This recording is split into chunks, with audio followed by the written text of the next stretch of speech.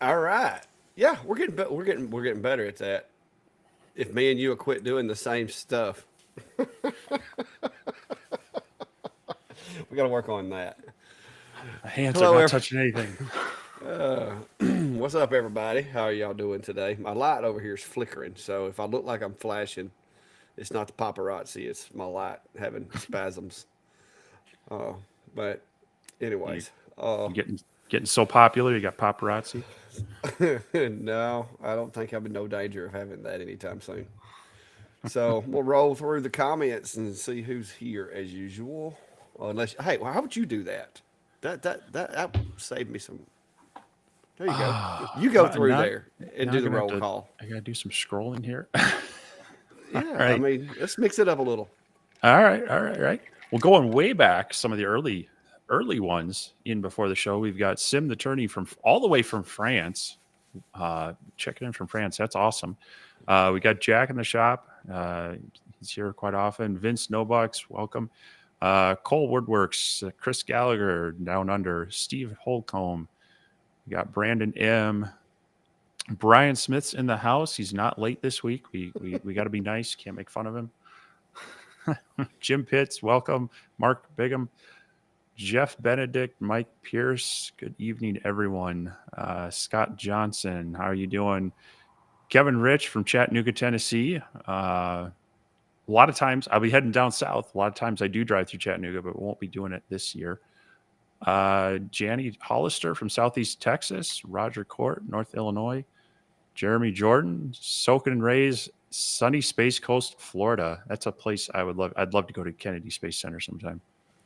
Let's see, who else did we miss? Aldrich Custom Crafts, York, Pennsylvania. Welcome in. Brian Smith wondering where Klein's at. Old Guy Designs, Chicago Bob. Welcome, you guys. We got Nipa. David Allen's over on Twitch. David does stream to Twitch. I haven't linked mine yet. We got Don, Moses, and Mark Patterson. Had enough okay. I always have to look at that one a little closely. Dave Yeah. Goshi. Hobo with Woods here. Good to see you, What's up, Steve. Hobo? He didn't quite do his 5-hour stream last night. I was a little disappointed. The Belly Goat. Hello. He still outlasted me. Up North Knowledge, up in Maine. Let's see. Hopefully, I'm not missing too many people. Chuck Pedersen from Florida. Jesse Griffin. Sharon Simonson is here. David Buchheiser. Kevin Jensen. He's actually got a question in there. We'll get to that in just a bit. And let's see if I'm missing anyone. Michael's Engraving. Woodworker Gene. Trying to get caught up real quick here. Forget Me Not Woodcrafts in New Jersey. Okay, I think that's all the way down to the bottom list. I'm sorry if I missed everyone, but feel free to jump in there. Hope you all had a great Easter Sunday. We got Rudy from Tifton, Georgia, and Cole chiming in there from Brewer, Maine. So people from all over joining us tonight. Good to see you all here on this holiday weekend. And yeah, so we want to jump into the questions, or you got something else? Well, I mean, we better go ahead and get them while we can because you don't ever know how they're going to come Yeah, in. we'll get them. We'll get behind otherwise. Says are my files for jigs adjustable? Just ordered an A20 Pro version 2, and it looks like the feet are shaped slightly different. They could have changed it if there's a version 2, but I mean, yes, the files can be edited. I will say this: if you're going to edit as long as it's just a shape or something that you need to edit, just be careful if you start changing the overall size of pieces, because of course if you change one piece's size just a little bit, that's going to keep them from being able to marry up like they need to be. I would recommend using the Boolean functions to kind of add or subtract, or if it's just where the feet fit in, that's not a big deal. But yeah, if they've changed the shape of the feet, it may need some adjustments, and without the having the machine here, I don't know how I would go about getting that exactly right. I have done a few modifications through email, but it was with people who obviously were like engineering students and knew how to sketch up a part. So yeah, but they can't. The files can be edited. It's just simply a Lightburn file, so you can go in and change the lines or resize things if needed. But yeah, the version 2 is not something that I have had the opportunity to test with it. So Yeah, it's a tricky thing with subtle changes to equipment and trying to keep up with all of them. So, yes, but yeah, so um, you had a busy week. You were on spring oh, break, right? Lord, yes, sir. It has been a very busy week, and I didn't get everything that I wanted to get done. I didn't get to do it. Uh, I had some stuff I was working on in the shop. I had some, other stuff with the family, and it's just it. I didn't get everything done that I wanted to do. We got Brandy's list knocked out, and that was kind of the most important part because we had to get the garden planted. We had to get the porches redone, of course, pressure washing the siding, and just getting all the yucky, winter build up cleaned up. And I had some jobs in the shop that came in and some unexpected like last minute orders and stuff like that. So yeah, it's been very busy. So hopefully the chicken pen I can get around to that in the next few weeks. That's something that I could come home and just work on every afternoon if need to, uh, as long as nothing else comes in. But it is. I found out we're getting to that point to where we're coming up on graduation. We're coming up on Mm-hmm. sports awards for baseball teams and stuff like that. So I've kind of got hit with a little bit of that this week, and so people get on Etsy and they start looking for gifts for the seniors for the baseball team as parting gifts or whatever, and graduation. I've got, of course, I'm in with a couple of photographers that do graduation photos, and so as people book their graduation photos, in come the orders for the 30 something inch, sparkly gold painted, silver gold painted letters and stuff like that. Our local arts council was redoing their sign out in front of their shop or whatever, and it was something that some of the people that are members of the arts council had made. Uh, the letters, unfortunately, that they got for the sign were made of MDF, Mm. and MDF didn't hold up very well. Apparently, the paint came off and a little water got in there, and you know how that goes. Yep. So they asked for an order, so I did that on the CNC. It's been busy, but I haven't killed myself or anything. I did get a little more of a tan now. My face actually may have gotten too much. I tried to avoid wearing glasses so that I don't have that raccoon look.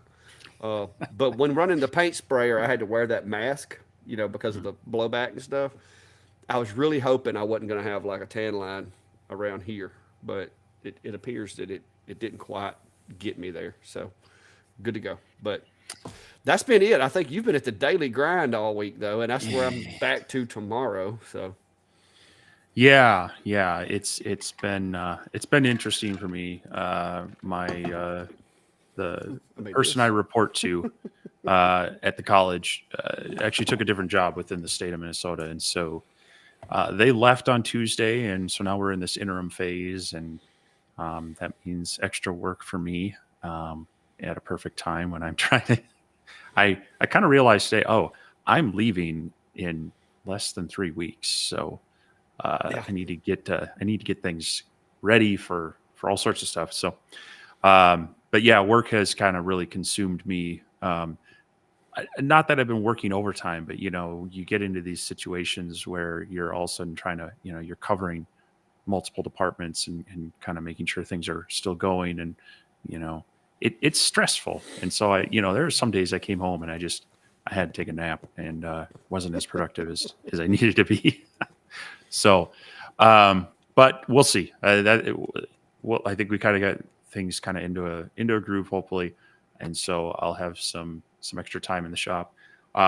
With that, I did release a feature film today. It felt like, Yeah, um, that's one of those you got to go ahead and fill up your soft drink for. yeah, it's well,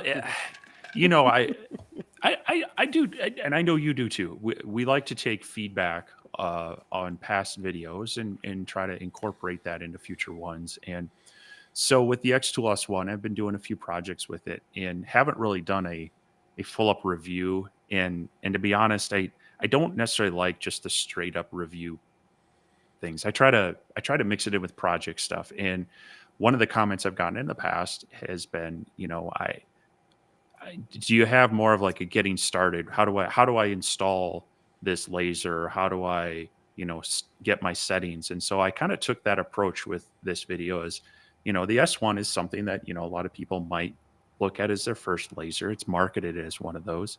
So the video is really like, okay, XCS 2.0 just came out. Here's this laser that doesn't have a lot of assembly, but there are some certain steps that are unique to it to get it up and running.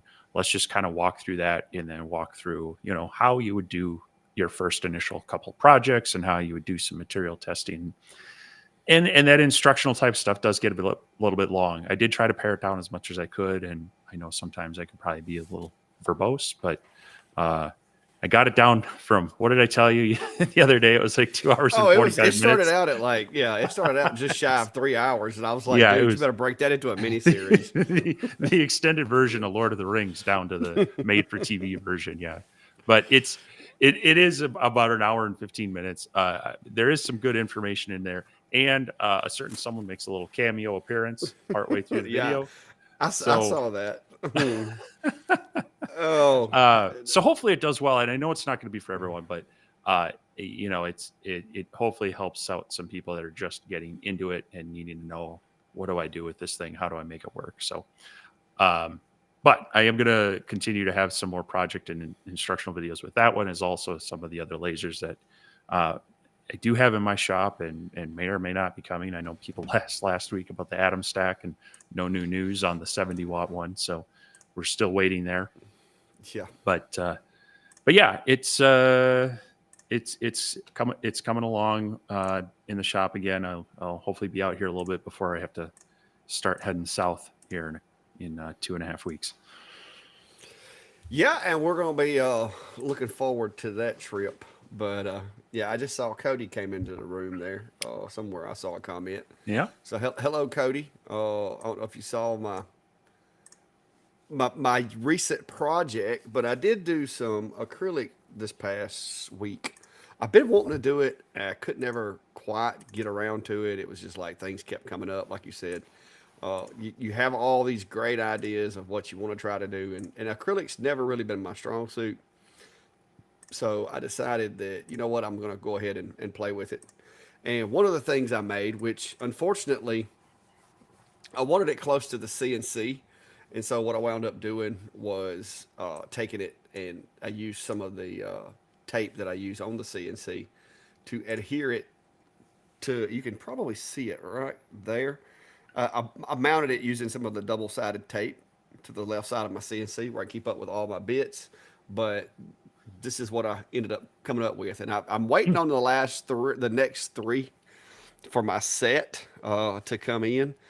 They were supposed to be here today, but good old USPS didn't drop them off. But that is my little holder I made for a full set of Jenny bits. And so far, I've got one extra down cut Jenny to go in there. But I did a few things with acrylic, and guys, be gentle because I'm not real good at it yet. But most of them turned out okay. It was, like I said, it was kind of a rush job because I had so much other stuff going. I'm coming in here and sanding and putting acrylic in and setting it to the side, letting it dry, and then going and do something else and coming back.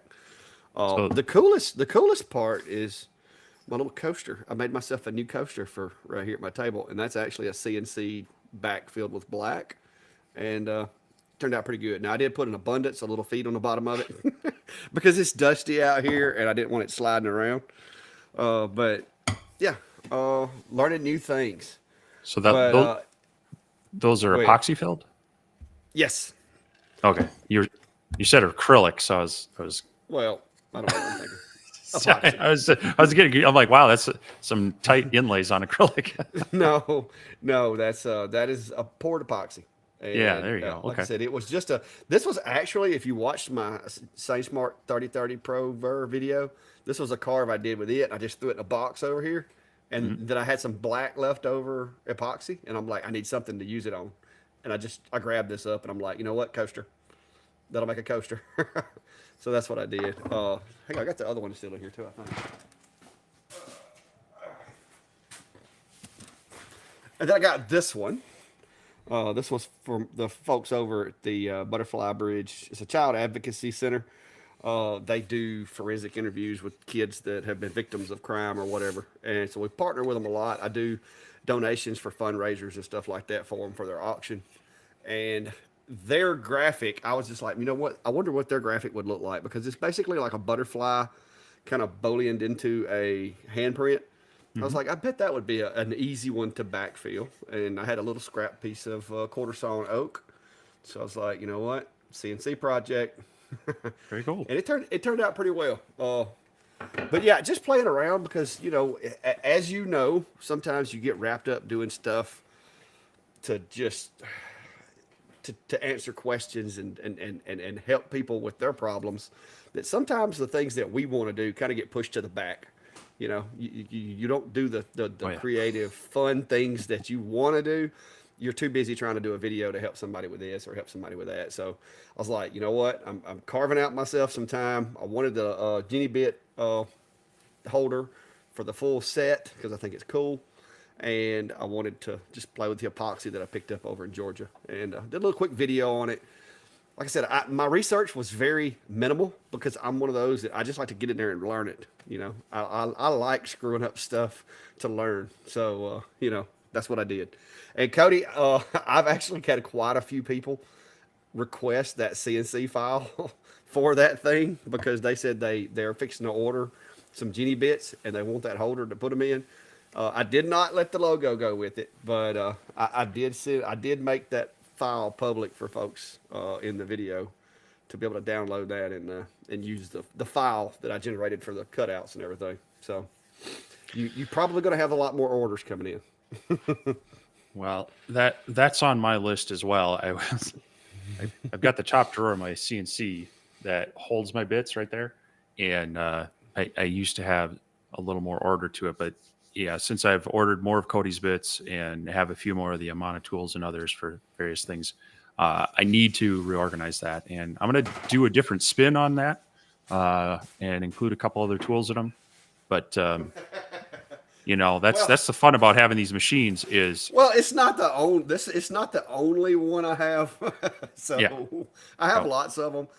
This one, it holds the Nomad bits that come with the Shapeco and the Speed Tool bits that I was using previously, and I also put a line up here for spare genies. That way, if I break one or dull one, I can have spare genies up hmm through here or over here, or whatever. So yeah, you and know, then those big ones that I just don't keep in the containers. That's what this guy's for. So yeah, I have multiples. I need to build myself a drawer on my yeah, table, but I yeah, haven't done it yet. you That's know. a job for another day. I'm working on a bat box right now. Well, it took me probably the better part of a year to build the drawers on mine, so you got some time yet. Yeah, But but yeah, but it's a rabbit hole, to say the least. But now that I know about how tall the drawer needs to be, I do plan on getting me some hardware and drawing me something out. But like I said, I'm working on building myself a bat cave right now for bats. I've always wanted one of those, and mm, I'm about 90% on a CNC file to cut out the parts to very make cool. myself a little bat box. And I'm gonna mount it right out here outside the shack so that these little bats have a place to live. Yeah. Well, we got another question here. This one from Josh. He says he's been looking into getting the 150 Elite Foreman with the Stiffy and bit sensor to zero it out. Is there anything else I should consider? And should I look into purchasing the 80 millimeter spindle? Ooh. Um, so, yeah, the bit sensor is great with it. The Stiffy is, I mean, it's good without it, but if you want to add it on there. It's definitely going to add some rigidity, and if you're looking at getting into a larger spindle, yeah, it's a good idea. With the 80 millimeter spindle, you want to make sure that you're going to have the power to run those. You're generally going to need a more dedicated circuit. You might even want to be able to run a 240 volt specific for that. It gives you more options. There are, you can get 110 ones that will deal with it, but you're not going to get the power out of that. So before you jump too far down that, you do want to look into your power considerations where you're going to put it. The big thing I would look at is do some research on your dust collection. The stock boot is okay, but there are a lot of there's a lot of aftermarket ones out there that'll give you a lot of flexibility, whether you want your dust coming out the back, you want a 4-inch hose off a dust collector, if you want a more slender design, if you're putting in an enclosure, there's some good options out there. Pone CNC makes a number of them. There's probably the most favored one that I see in the forums is I believe it's the Nighthawk. And then there's someone on the Facebook group out there that's been kind of creating a new design that has kind of a split suction. It's got two clear tubes that come up the sides. He's posted a few videos of it working, and it'll be interesting to see. But dust collection is one I'd look a lot at before you get too down, too locked into what you're purchasing. So either way, yeah, I would, if you've got the money and you want to get it set up with it right away, you're probably going to enjoy a spindle. Yeah, a lot of people get by with the trim routers. I've been getting by with mine for a while. I do have a water-cooled spindle setup that I just haven't put on there yet. I'm hoping to do that this summer. For me, it's just the challenge of putting it together and getting on there. But they do run quieter and tend to be a little bit cleaner because they're not sucking air in. They're not blowing as much air in. Even the air-cooled ones are better at moving the air through them without blowing it out everywhere. So. But I also wouldn't get too crazy with buying a lot of accessories until you get it in and start playing with it.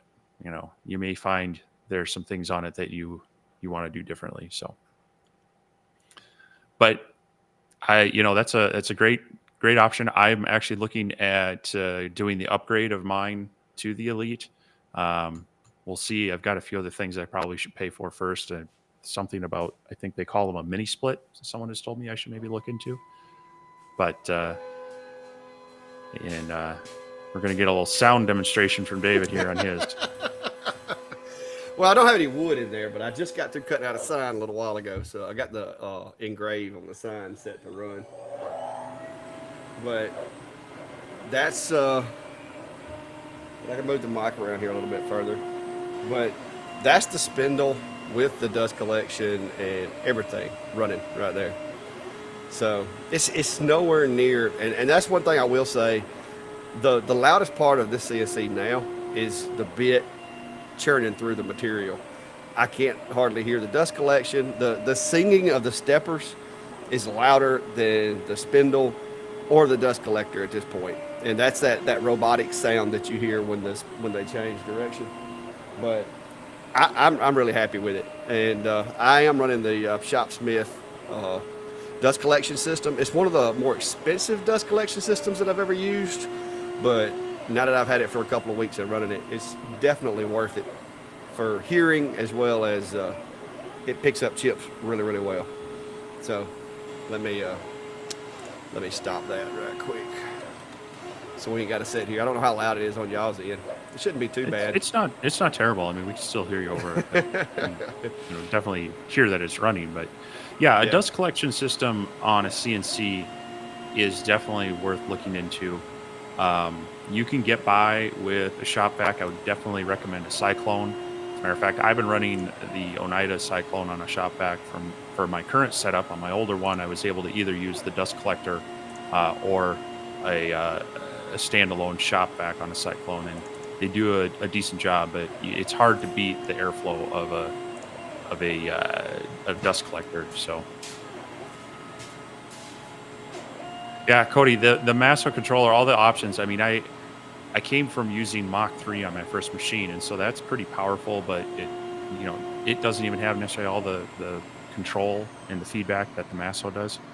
Going to this Buildbotics on the 150, which is great because it does what it needs to do, but I miss some of the flexibility and the extra control that you get.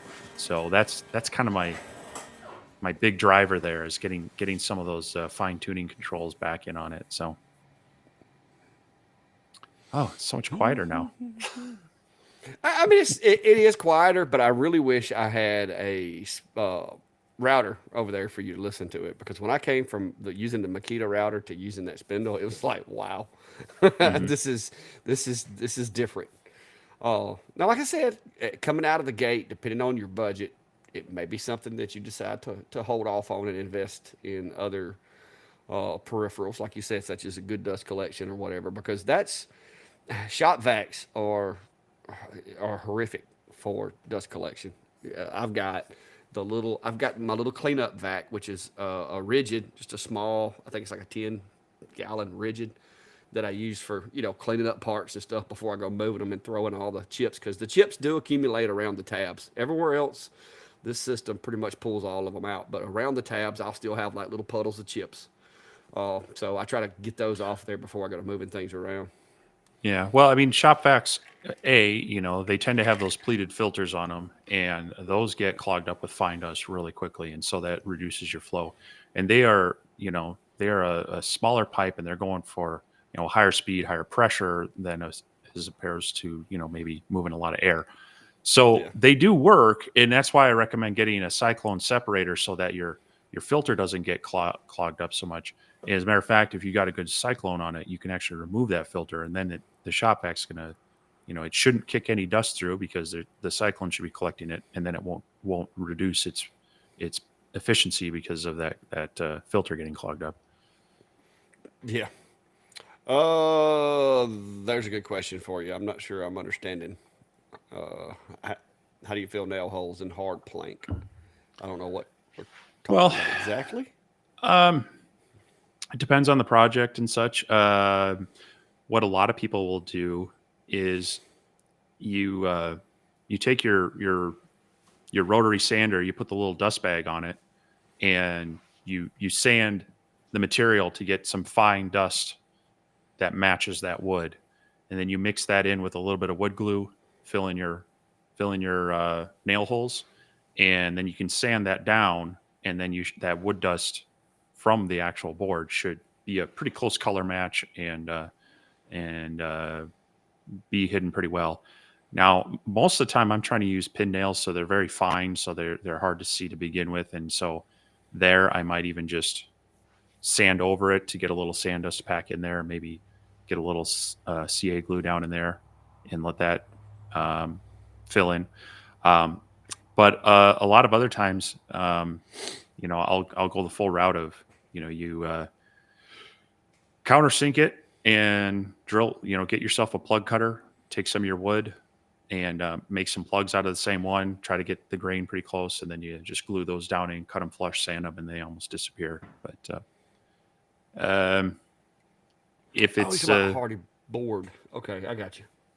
yeah, outside of that, it depends on the material. Some of them have like a finer grain or a more textured grain, and that makes it a little bit harder. But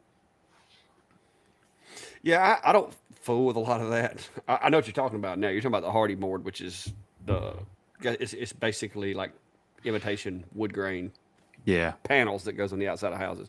Yeah, I haven't dealt with a whole lot of that. Like I said, you see what's on my walls here. I do board and batten mostly, and with board and batten, you put it up, you put the screws in the middle so that the wood can expand, and you rock it. Everything that I've built here, other than like dog houses and stuff like that, that's what I've used, um, and tin. So, yeah, not big into that kind of construction. I got a I mean, brother-in-law I could if call and it's ask that question too, but if it's hardy plank like siding like that, then I might I would try. Hopefully, it's painted. I would try to match the paint, and I would just get some probably just fill it in with some painter's caulk, or well, I guess That's if what I it's was thinking. exterior. There's I was talking to the facilities guys. They were giving me a good recommendation on a more of an exterior that's more flexible. But yeah, and then I would just kind of touch up the paint over it with that. Yeah.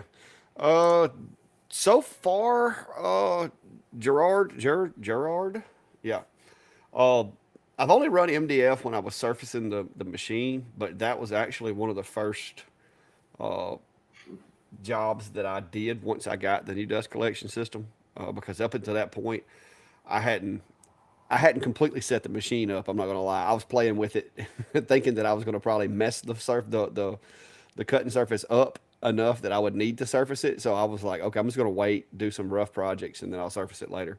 But it does really well right now. The only real dust problem that I'm having in here is, of course, like the miter saw, the router table. Occasionally, I've got the router table set up with chip extraction, but like right now, I use a flush cut bit to trim off the tabs off the CNC projects, and so I've kind of moved my little dust chute back too far, so I get a little bit of dust off of that. But all in all, the dust situation has gotten a lot better since I got the new machine.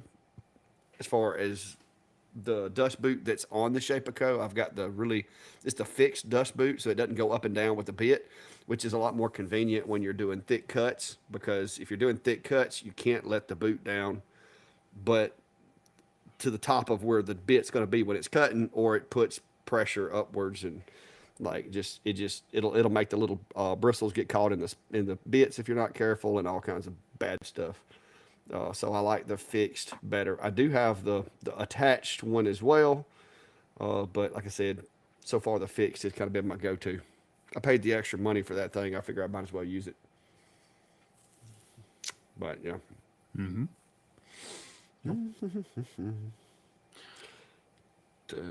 Another question here from Rough Rider Laser.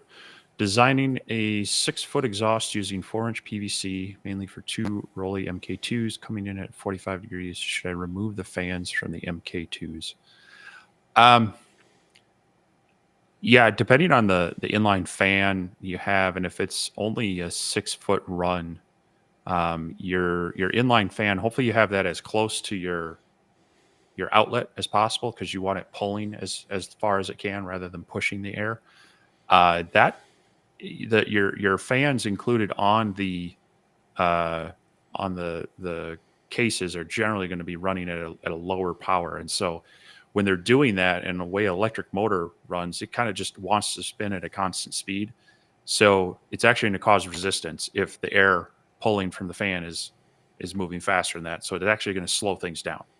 So I would remove them. I would make that as clean as possible, make your bends as clean as possible, and you'll probably see an improvement over leaving them in there.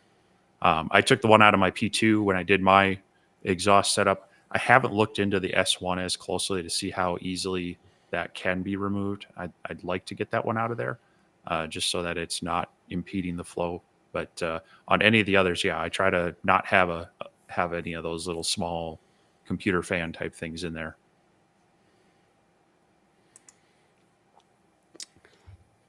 Agreed. Why is it? Huh. My little hide button is disappeared. Well, up there we go. Yeah, it was wanting me to hide the comment altogether. But yeah, I don't like with mine. I've just got mine vented up, over, and it runs up through there and then out maybe 6 feet through the wall. And I've got the little dryer vent louver on the outside, and I'm running the internal fan for that one. So it's still doing a really good job even with that length of push. Hmm. But if you're going to be running two of them, it wouldn't be a bad idea if you're going to be setting them up permanently for sure. Do, do, do. Yeah, and it's good that you have 45-degree bends. 90 degrees, kind of like yours is there. That'll really slow down and disrupt the airflow. So if you're seeing that you have issues, if you're not having issues, great. If you're seeing you have issues, try to shorten the pipe as best you can. Try to have it as kind of smooth of turns as possible, rather than real sharp bends. And sometimes you don't necessarily need to upgrade the fans. You just need to clean up your ductwork, make sure it's nice, clean shot. But if it's a good fan on there, it'll kind of overcome some of that and give you a little bit of leeway.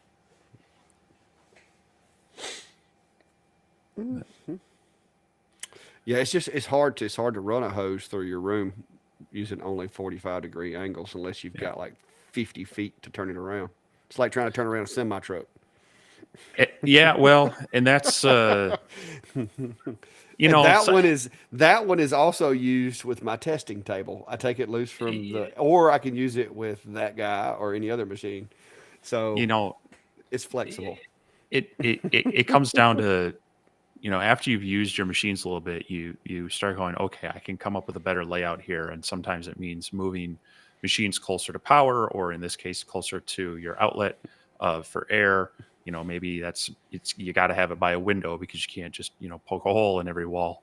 So, try to think about your layout as best you can. If you have the flexibility of maybe moving the machine closer to something will help. Because otherwise you can start investing in bigger fans and more piping and such, and you'll have incremental increases versus just trying to make it a more efficient run.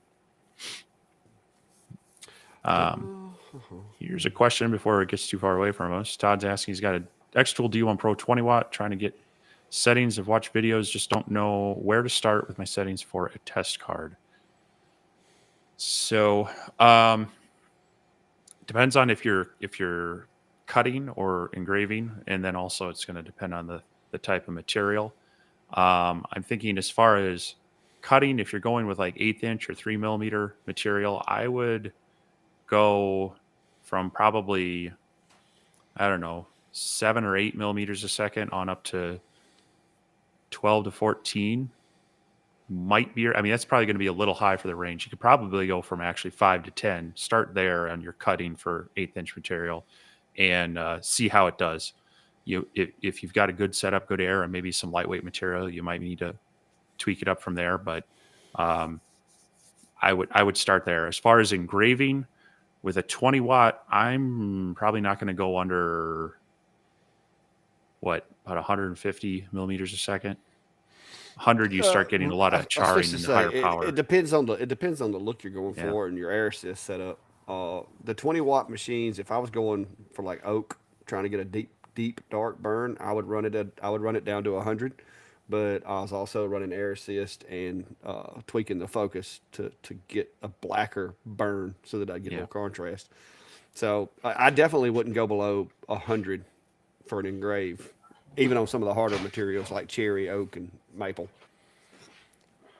So this is from a 40 watt I just did, and you can see at 200 millimeters a second, and this is like a birch veneer plywood. You're getting a pretty deep engrave, but you're also getting a lot of this kind of stuff you're going to have to clean up. It's sticking with a lot of residue, and actually on this one that's 200 and 100, you can actually see, I don't know if I can get it to reflect off there, but there's definitely some sticky residue at the top. And so for me, unless I'm needing that deep burn and I'm going to be good sanding this, I'm going to try to go, adjust my settings from there, maybe go a little faster and get less of that. So I know a lot of people ask, how do you interpret this? And, the cut ones are pretty straightforward. Where it cuts and clean drops, that's where you want it. Engraving, it really depends on what you're looking for, because you might be, if you're doing a photo one, you want a nice gradient from just barely showing up to a dark. Whereas if you're doing vector engraves, you might be going for part of your photo, you want a lighter color, and maybe part of it, you want a darker one. So you're going to maybe set that up in two different ones. But with this type of grid, you'd be able to tell, okay, to get this dark, deep burn, I got to go slower and hotter. But also just to get a lighter color, I can back it off. So if anything else, just don't go too slow. That's where you're going to start running into problems with fires and burning. You start fast, you're not getting the results you want. You can slowly back off from there, and use that material test array tool that's in XCS or Lightburn, and that'll help you. Hey, have you done any speed tests since the last Lightburn update, by chance? No, not specifically. I got my S1 set up for Lightburn, but I was focusing on XCS for this first one, and Yeah. so I'm going to do that, and I want to pull out another one of my other machines to do some, because Okay. I have Well, some stuff to do with them. if this happens to you, don't be alarmed because it didn't. It has never happened to me before. Out of the hundreds of speed tests that I've done, but I had a project come in and I had to run some speed tests in Lightburn.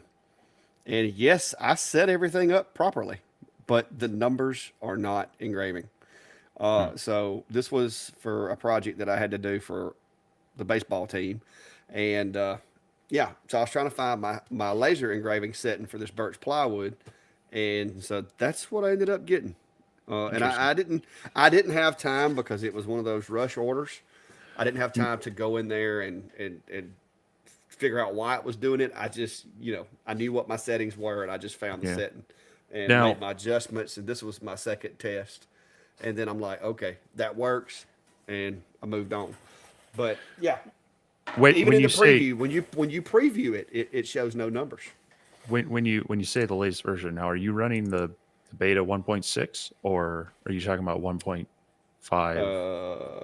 Let or me whatever is out now? let me look. Let me look. See, 1.5.06. Okay. Um, I take that back. I did run some tests on the com marker using that. Just this past, last weekend, I think. Hmm.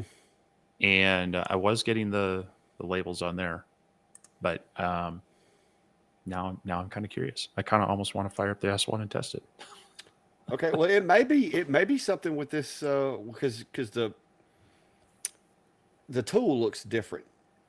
If I open some of my older tools, and I just did this because I was like, let me check, make sure. Some of my older tools that I've saved, they're actually working. So let me look and make sure I didn't mess something up on the lettering, on the edit, on the text.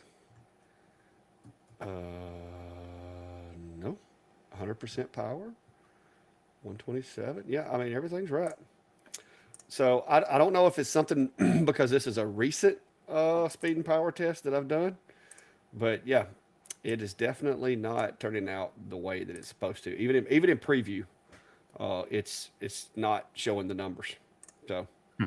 yeah, I'll have to investigate into that and see what it is. It's never happened to me before. With the older files that I have saved, if I open them right now, the numbers are on all of those. But I had to create a new one for. Well, no, there's not on that one. So So even in the preview, it's not coming up for you. yeah. Hang on. I got you right here. Let me show you. This is one of my older ones. This is like a 10-watt engraved test. All right. So if I go up to a 30-watt cut test, these are ones I've used before. All right. There it is. I have not used this speed power test Hmm.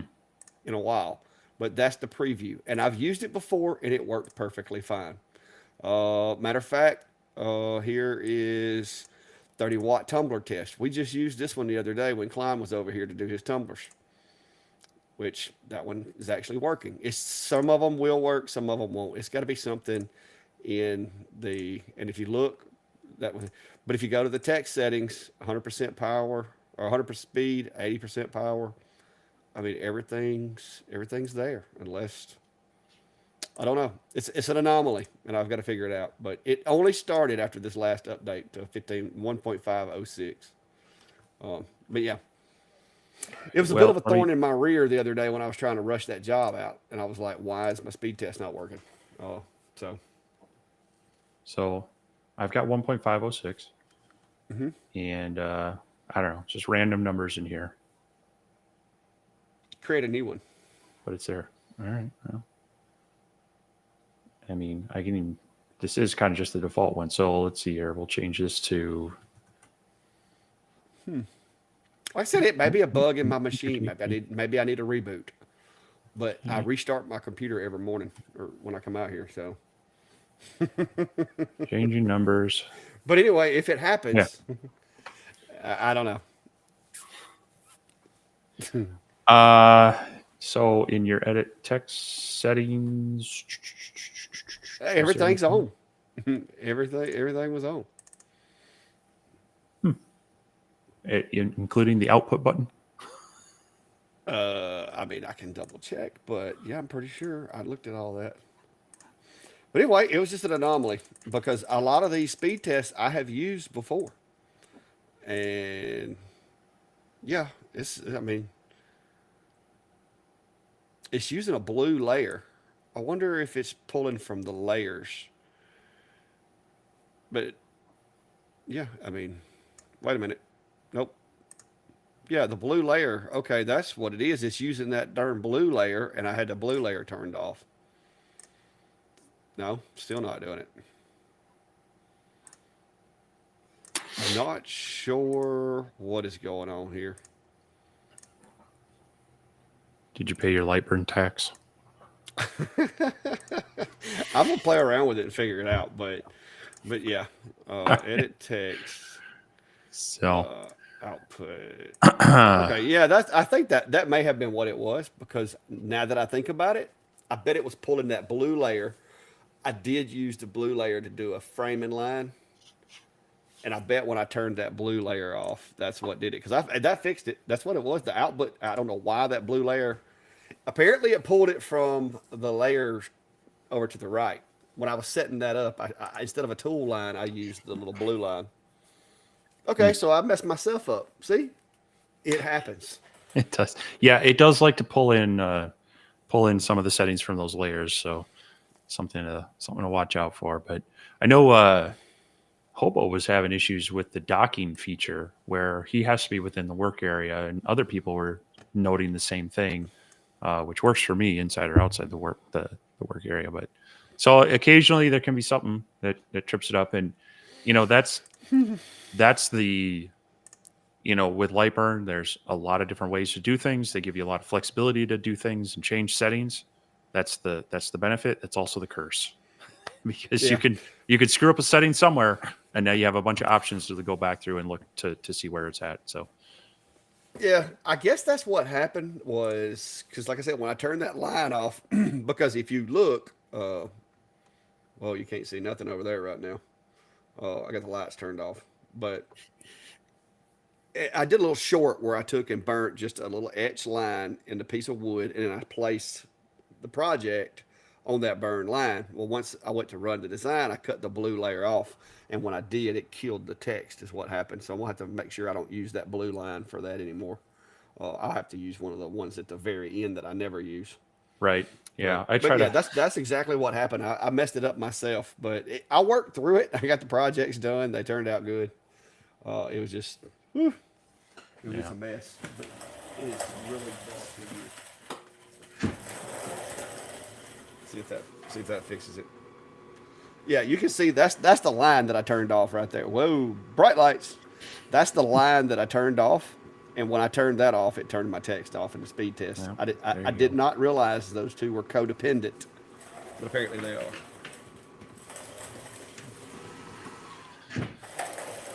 So Mr. Rogers Laborhood is asking thoughts on XCS 2.0 beta. So they've released it for everyone. I don't know if they're still calling it. I mean, you download it and it still is labeled as beta, I believe, on the file. But they've kind of put it out in the wild for everyone to use. And so I actually just used it for my S1 video that I launched today to kind of give people a bit of an overview of using it. The biggest feature that I really like is you can now open up multiple tabs within XCS. So whether you want to work on multiple files while one's working on the laser, you can jump to another. Or if you have multiple X-Tool machines and want to run them all at once, you can now do that. So that's probably one of the biggest features. A little frustration is they've moved a lot of things around. And so I'm having to kind of relearn the software and where things are at. So I need to play with it a little bit more to really say what features I'm using. They did include now a node edit feature, which is going to be great. They have an offset feature, which is okay. I really wish they would put in a kerf offset option like Lightburn has. That's one thing in my mind that's really holding it back. In that, every laser is slightly different, and so you pull in files from someone else.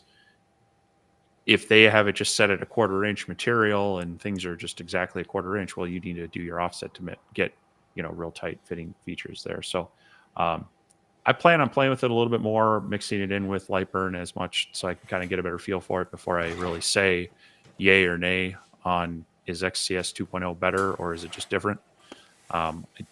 It is better in that it can be a little more flexible with the machines, but um, it's great software. If you're a beginner, it makes things easier, and they keep expanding it to do more things. Lightburn is more full featured, and like I just mentioned, there's a lot of options that you can tweak, but that can also screw you up. So I like having the ability to really tweak the files and tweak the output. Lightburn, if you've never dug into the optimization, you can really get down there to tell the laser exactly what order to do your operations. Where XCS kind of keeps that to, well, we're going to figure out on our own what we think is best at this point. So you can do a little bit with layers in XCS, but anyway, more to come on that as I play with it some. Yeah. DJS is asking, what do you guys think? Should I wait and get the 40-watt MK3 XL or get an X-Tool S1? Really like the new Creative Space 2.0 software for X-Tool. I tried to cover that in a video today. That's one of those things that, to me, that's a decision that you need to make. If you like XCS, then you might want to get a machine that works with XCS. If you don't like it, then that's those are all things to consider. I think either machine, if the work area is suitable to your needs, I think either machine would be fine. Uh, I haven't seen the full specs on the new MK3, I guess it'll be called, but I don't doubt that it'll be a good machine. It's just I don't know what the work area comparison would be and all that, so it's kind of hard to say for sure until you know what the work dimensions are going to be. Well, and depending on how quickly you need the laser, I believe the MK3 didn't he say Christmas on that? Yeah, it was going to be a while. So you might be waiting a while to get that MK3, especially the XL. So, if you're wanting something sooner than later, if you've got plans to work with it or whatnot, you might be waiting a while on that one for them to get it to where they want it and to be able to release it. So that could enter into your equation as well. But it does sound very interesting. I'd love to, especially that 16 by 24 size. I mean, it could be a little wider, but I think that's a nice sweet spot for a size. I was say that's a good size. Norbert, I'm pretty sure we're both running Windows. I do have a MacBook Pro in the house that Brandy uses that I do have Lightburn on it that she uses to make files with sometimes playing around. But primarily I use Windows just because it works with everything really easy. Yeah, I have run it on Mac, but while you do get 2/3 installs of Lightburn and you can move them around, you only have so many reactivations before they kind of say, all right, hold up. So I don't like activating and deactivating it too often to jump onto the Mac version. So I run primarily the Windows version on my 3 locations. Yeah. I think Dennis has got a question. Dennis says, we live in an area of West Virginia where we have trouble with the power going out. We have a generator, but about 20 to 30 seconds before it kicks in. How would that affect the laser while burning a project? The simple answer is if you're on a USB connection and you're running it from a computer through Lightburn, through USB to the laser, it's going to break the connection more than likely, and it's going to stop mid-job when that connection goes away to that laser. it's going to be stuck. There are machines that are coming out now that advertise if you use an offline controller and you do file transfer to an SD card or a thumb drive, they do have power failure recovery. But in my opinion, every machine in this shop, the CNC, all of these machines, the only two that I don't, and it's just because I don't have another one. These two machines are the only two machines in my shop that are not running on a battery backup. I use the CyberPower 1000 VA AVR battery backup, which is basically a UPS power supply for computers. I could go outside right now and trip my main breaker. This computer that runs my lasers, as well as all my lasers, will maintain power continually, uninterrupted. Nothing changes. Now, keep in mind, this is only going to last for a few minutes. So, because I've got so much running on it, it's not going to last long. But in this situation to where the power goes out or completely, or there's a little flicker, flickers are no problem at all. If it goes out and stays out for 30, 45 minutes, that could turn into a potential problem if it's a really long engrave. But luckily, I don't have a big problem with that. And you could get even bigger battery backups. But if you're on a generator and all you need is for it to carry you 30 seconds, even these little small, like I said, I think this one's $120 something on Amazon. It'll carry you well past that 20 or 30 seconds that you need. And the good thing I like about these, the Cyber Powers, is if in the event, because I've actually went through some batteries, the battery goes bad in it, you can go on Amazon, order a replacement battery, and it's literally takes 5 minutes to swap that battery out, put a new one in it, and you're back up and going for $20 as opposed to having to buy a brand new one at 125 or so. Do you got it pulled up? I seen you over there looking around. Do you got No, you got? Oh, okay. I don't have a link for that. The other side of that is most UPSs will also do voltage kind of filtering, and so it'll almost as bad as a blackout as a brownout that can do a lot of damage to equipment as well. And so most UPSs will have that kind of voltage filtering where it keeps it kind of at a constant state, even on just your normal wall power. You'd be surprised. If you've got like if you're pushing your panel and you turn on a high power device, your AC compressor kicks in, or you've got a table saw or something that has a lot of initial amps to get it spinning, you might see that kind of dimming or flickering of lights. That can be doing a lot of damage to the electronics in your house. And so having, first off, maybe addressing that situation would be good, but putting a UPS in line that has that voltage filtering would be good, especially in this situation. You need it to kind of take over. It's going to keep it from dropping. It'll let it pass over into the new one as well. So it's definitely a good investment. Even just for your computers at home. I especially working at home, I've got my internet router, I got my wireless router, I got my main computer hooked up on that. So in case the power goes out, I can finish what I'm doing. They do get spendy if you're going to try to run a long time for a lot of equipment, but a lot of these, a lot of our lasers and such, they don't draw a whole lot of power. Your fan is probably pulling as much as the laser itself. So you can run a little while on it, and then even portably, you look at some of they call them solar generators. They're the battery units that have the inverters in them that you can plug in with solar panels or charge in the wall. Some of them also have that UPS unit built into them as well. So something to consider, maybe running your laser on is one of those units to act as UPS, and then if you are going to a lot of shows, then you can bring it along and have your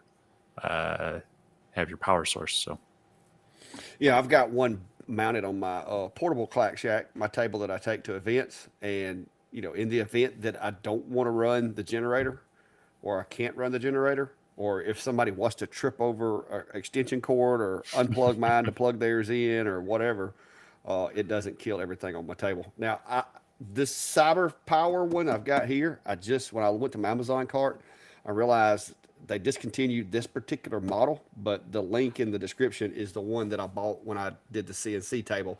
It's the newer version of this 1000 VA.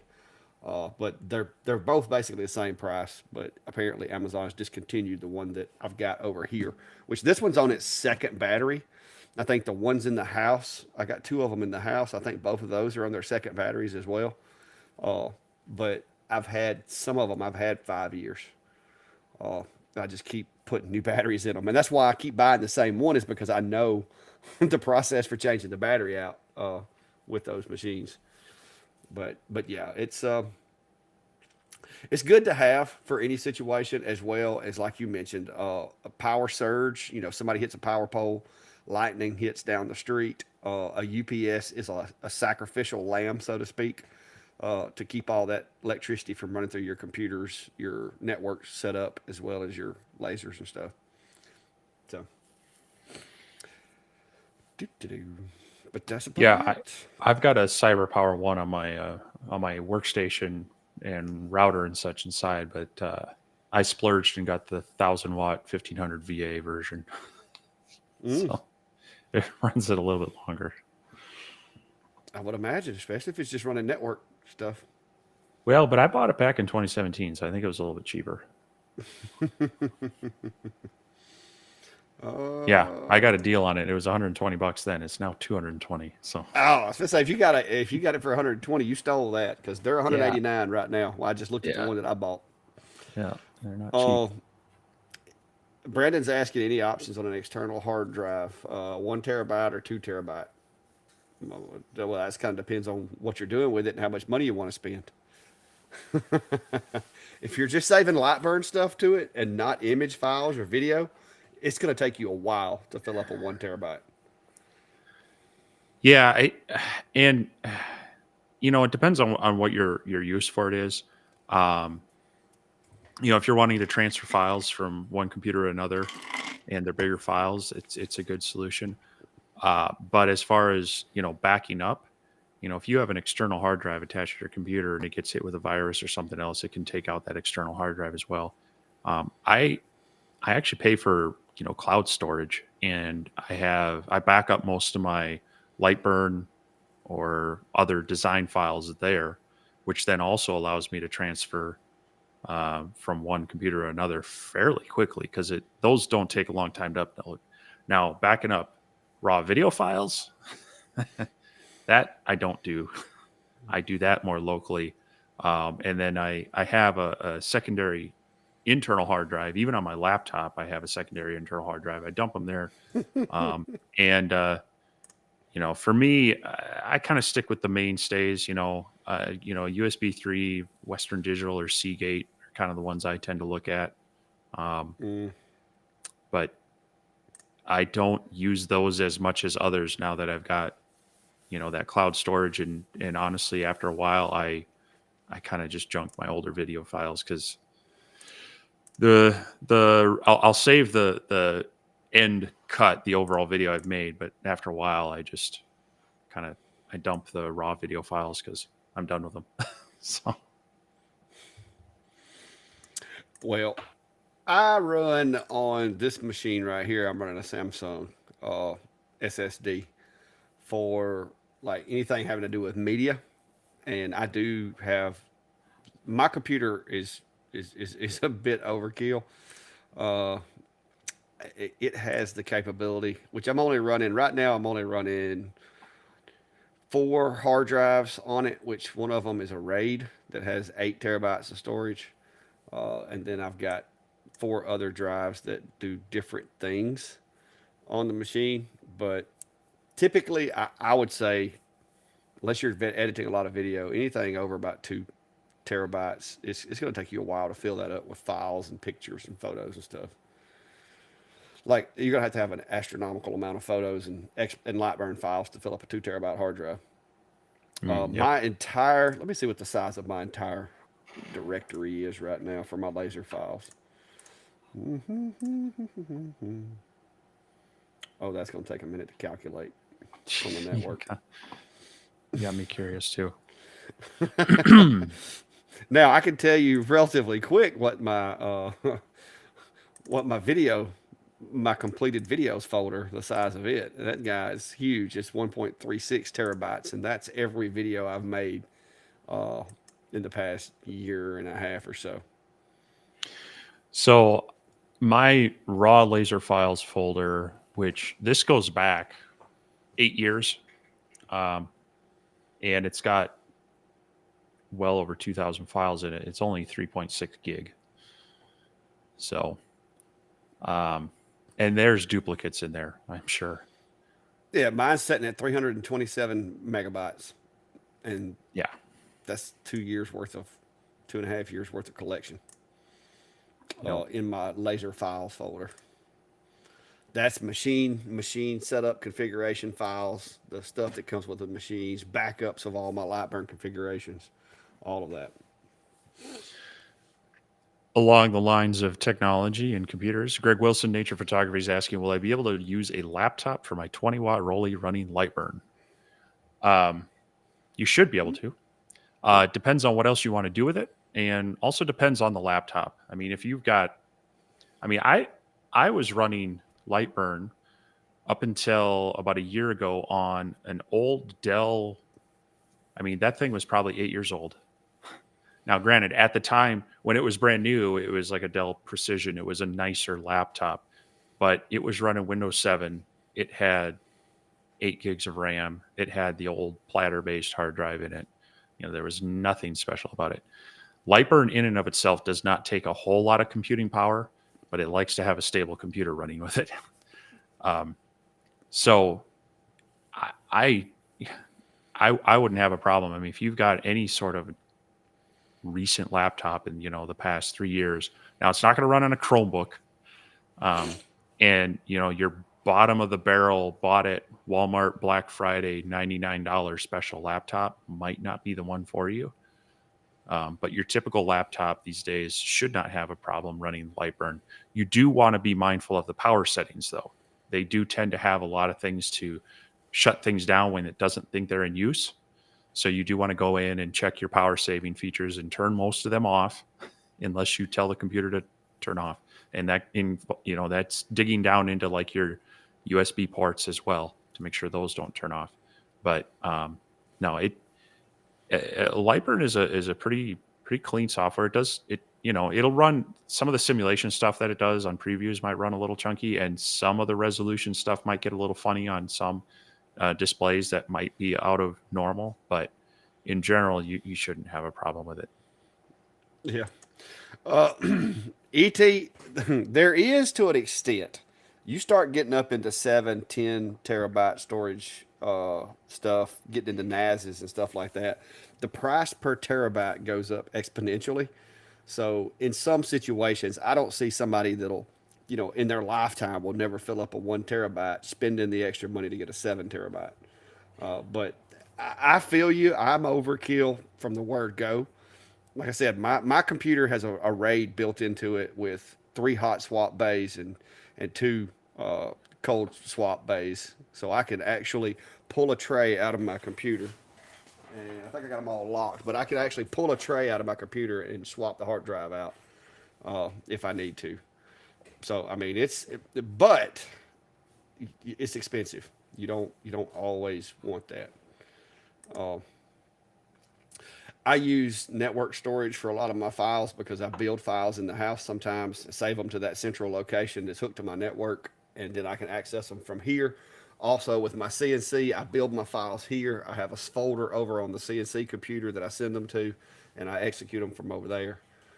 So, yeah, and I'll tell you, I went on to Amazon and I bought a Dell refurbished mini PC the other day for $125. It came with Windows 10 Pro, I think, and a keyboard and mouse for $125, and that's what I'm running over there, and it works great. It's actually a pretty peppy little computer considering all I use it for is running the CNC or running the S1 because I've got XCS on it and the S1's on that side of the shop. So that's the one that I can actually deploy it, which now I could do 2 machines with this computer, but before I would set the S1 up on that one and run it from over there. So it doesn't take a whole lot of computing power to run any of these machines. And if you start trying to edit video or photos, then that's when it's going to tell on you. All right. Well, I'm seeing a little chatter about it running on Chromebooks. Um, as far as I understand, the Lightburn? average user is going to struggle running it on a Chromebook. You Running have to have the Lightburn? right, yeah. You have to Uh, have a Chromebook with the right processor, and I believe you still have to like activate developer mode, and basically you're kind of running it more in Linux. But I haven't tried it in a while, and my Chromebook is not as new as some. But if you're a power user and you want to run it on a Chromebook, sure. But if you're the average person who maybe just picked one up, I don't know that it's the route you want to go. according to the forums, they're saying it's got to be a Intel i3 or i5 CPU. I don't know of many Chromebooks that's gonna. I mean, maybe so. It would have to be a higher end Chromebook, I would imagine. But according to Lightburn, it is not officially supported. So yeah, that's gonna be more like a jailbreak type scenario. I wouldn't recommend it. Yeah, you don't need a super powerful computer to run Lightburn. So, you know, it it's one of those things that even if you're used to Chromebook or maybe you're used to a Mac, might not be bad to just pick up an inexpensive dedicated PC for running your CNC slash lasers with it. So, but oh, you're gonna fire up your camera? Somebody said it would be nice to see what we had in front of us when we're doing the lives. So I mean, I'm upside down. Hang on, guys. Does this mean we have to show our desk clutter too? All right, let me see if There I we can go. get this. Let me see if I can get this working. There we go. How's that? Is that a better view? Can you still hear me? I'm guessing. Yeah, yeah, we can hear Okay, you. I think so. I didn't change my mic feed. Is that a better view? Some people say this is my best side. All right. I don't know how far I can back up here, but Oh, somebody needs to work on some cable management over there. this is temporary still. All right. All right. So I got blinding light there. I've got blinding light there. I think the computer and two mix matched monitors. Oh, yeah. And then you get our Stream Deck panel. We got the audio panel, which I'm probably not picking up very well because I'm way back here. And then camera staring at me in the face that sticks out, a ways from the monitors. Yeah. So, Well, I got a Logitech HD here, Logitech HD here, and then I got my Elgato in the middle. I don't have either one of the Logitechs connected. Those are the ones that when you see my videos, and I have a camera sitting to the side of the machine, I use those guys. This one right here I use a lot. This is my little Logitech. It's on a. This is actually what came with my Elgato mic, but it had the adapter so you could put the webcam on there, and this little guy pivots and does all kinds of neat stuff. So this is kind of my B-roll camera, and it's a little dusty, but I just keep them up here on the shelves. So if you ever come in here and see like four cameras staring at you, they're not recording. Most of them aren't even plugged up.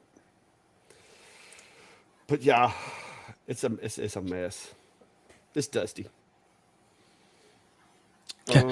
yeah, Martin, I sometimes have to go side to side to see the very, very inside of it. Like I said, this is temporary. I'm once I settle on my arrangement here, I do actually hope to wall mount the monitors and then get the camera, kind of more, get them separated a little bit more out so that way. But like the shop, it's kind of a work in progress. The things always move around, but hey, that's why we're makers. We like to just fiddle and play. Well, it's tough sometimes having a computer workstation in your shop because you got other stuff going on. And I know me and you when we first started doing these lives, man, it was like every week something didn't work because we were constantly having to move everything around. and it's came a long way since then. So I'm really, Mm-hmm. but oh, hey, look, I got it working. All right, hang on, let me show you guys. All right, so this is kind of my cluttered mess right here. All right, there's the cameras, the speakers. I got some nice Logitech speakers. Uh, those are really good for listening to Steve. I got a subwoofer over there. Uh, then of course you got to have the SD card reader. There's the UPS that runs everything. I got my Stream Deck. This is where I switch from the different camera views or the screen or whatever. Uh, there's my notepad. Can't go anywhere without that. But yeah. Oh, and there's Echo. Say hello, Echo. But anyway, he didn't say it. But that's it. Oh, and the microphone. It's mounted like right here so that it can swivel and do this cool stuff. But that's it. And there's some money right there. That was a partial payment for a job that I haven't invoiced out yet. And just random stuff. Lots of dust. My camera is a little better strategically placed. That's my main camera right there. So, Yeah, well, you've got yours top and bottom, and so that makes it a little bit easier. Like, well, I can't go anywhere else. You seen how the size of this spot? I mean, I literally, if I stick my elbows out, I won't fit. I've got, this is, my little computer workstation is 34 and 3/4 inches, and I'm not a small guy. So, it's not a lot of room. But I make it work. I spend a lot of time here. I've got calluses on my elbows from this little counter that I made, which needs a facelift. But that's it. It's mm-hmm. nothing fancy. It's probably not as fancy as most everybody watching the video. You guys' shops are clean and neat. You got to come in here with, look, what? Let me wipe the top of my UPS. All right, look at that. That is fine sanding dust right there. That stuff is everywhere. Yeah, well, it's the stuff that's over to these sides that you can't see where we're hiding all that stuff. Norbert, yeah, I think I added them to my Amazon shop. As far as the microphone goes, the arm and the didn't you get the same one, Steve? No, You got a no, link? mine's different. Mine's an XLR microphone going into that mixer I showed. Oh yeah, yeah. I forgot you got the fancy stuff. Yeah, and I can. I'm not sure. I think this one will even auto tune me, but we'll save that for another day. Oh, did I mention the other day? I've got something. I figured out what we're going to do when you come down here. I bought a PA system the other day for events and stuff that has a microphone and a mixer and everything. And I found out that you can actually do karaoke on it because it Bluetooths to your iPad. So we can have karaoke at the Clack Shack starring Steve Mills. It's gonna be a short show. I felt like it would be a good one. I think people would watch. Who would watch Steve sing karaoke? How many people want to see Steve sing karaoke? We could set it up. We could make it look like it was a honky tonk in here, and we could just have Steve doing karaoke in the Clack Shack. Who's with me? Who thinks that's a good idea? You know All I right, have you know I have voice changers on here. oh, I got them too. I got them too. I don't use them, but I do have them. They said sell $5 a ticket. So see if you can make a little change for your gas That's money it? while you're here. $5 But a ticket. but yeah, I just dropped the links to the boom and the microphone. It's Elgato setup. My whole streaming camera, microphone, boom, all that's Elgato because it works flawlessly with the streaming software that I use and recording software and everything. So I've had good luck. Yeah, everybody wants to see karaoke, Steve. So Lance has a question here. Changing the subject. Is wondering any tips on where and how to start selling items? Well, well, we've gone over this a few different times. It's going to kind of a little depend on the market in your area, but a good way to start selling items is give a few away to your friends and family.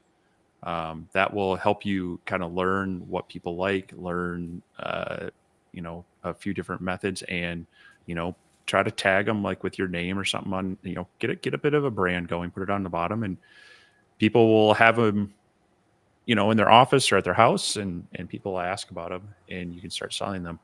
From there, you can also look at, use as much free marketing as you can. So if you've got business groups within your town, or you've got Facebook groups for handmade, crafted, reselling, repurposed, whatever, look those up. There's always, Facebook Marketplace, and yes, it gets flooded, but it's free, so it's your time that's involved there as far as that sale. So, reach out there and see if you can start getting a feel for what people would like in the market area you want. You can go online. There are sites like Etsy, and you can even push that you will ship through Facebook Marketplace and such. But now you're entering in the world of, you're competing with a much bigger audience. And so you're going to either need to have something unique, be in a niche kind of thing that you're doing, or be able to be competitive on price. But that's the tricky one, is where it's a race to the bottom. So I always recommend trying to figure out what's local to you, because that's, you can do it cash. You can do it in person, and that's an easy way to kind of just eliminate some of the hassle of online, between the costs of shipping, the possible costs of weird tax laws in different states and jurisdictions, and shipping damage, and or a customer just goes, oh, that's not what I thought it was going to be, and now you got to deal with that whole complexity back. So starting local is a good way to kind of build up your confidence and kind of save on a lot of costs and hassle. Yeah. I agree. Like I said, friends and family, coworkers. If you live in a community where there's a lot of small, like mom and pop stores, small business owners, hook up with some of those other small business owners, because if anybody is going to want some, customized products to try to stand themselves out against everybody else, let's say you have whether it's a bar or a some type of eating establishment in town, they may want like some custom coasters. They may want like some little tokens to give away, or gifts, or things like that. Wedding and event planners are good connections to make, because they like custom stuff that you can't just go pick up just anywhere. But start out, like Steve said, friends and family, Facebook Marketplace. Get your feet wet. Figure out, because you're going to need to figure out exactly what your how to price your jobs before you start getting too many jobs. Because if you get burnt on a couple of jobs, that's one thing. But if you go too big too fast and you get burnt on 50 jobs, it's going to hurt a lot worse. So I would, like I said, I would start local. That's what I did. I literally just started doing mine for myself and for my wife and for my friends. And we would post pictures on my personal Facebook page, and people would be like, hey, how much to make me one of those? But I want it to say this. And I'm like, I don't know. It took me, a couple of minutes. I got some materials left over, $25. So like everything I sold for a while was either $25 or $50 or $100. That was the way it worked. But then it got to the point to where now people are like, hey, I like the one you did for so and so. I want one like that, but I want it twice as big, and I want this. And so, and it's just word of mouth.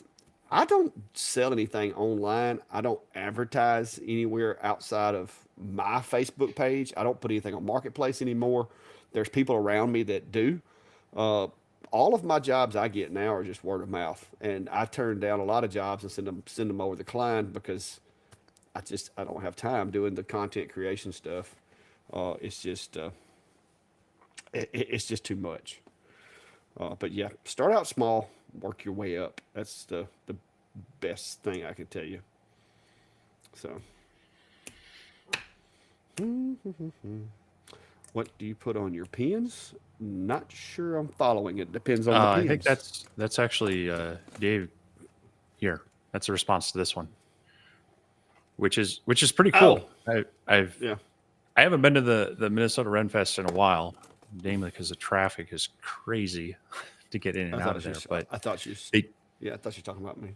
Yeah, no, they and that's a, especially if you could afford it to some of these venues.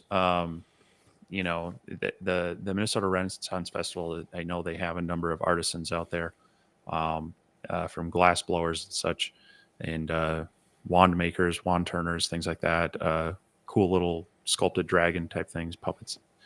I bought a stage sword there one year. That was kind of fun. That was back when like high school, college days. But so yeah, looking for kind of local places where people are going to be there, probably wanting to, spend some money. And I mean, I'm this way. I like to go to local craft fairs, maker fairs, things like that. And if I see something that someone has, put put some time and effort into, it's kind of unique. It's crazy that I'll drop the money on something that is probably going to sit on my shelf, But I like Yeah. supporting, artists and makers that way. What goes around comes around, and there's you try to have a variety of the inexpensive things that maybe you can put out there for $10 or $20 on up. You'd be surprised how many of those $10 and $20 impulse buys you get that might carry you through the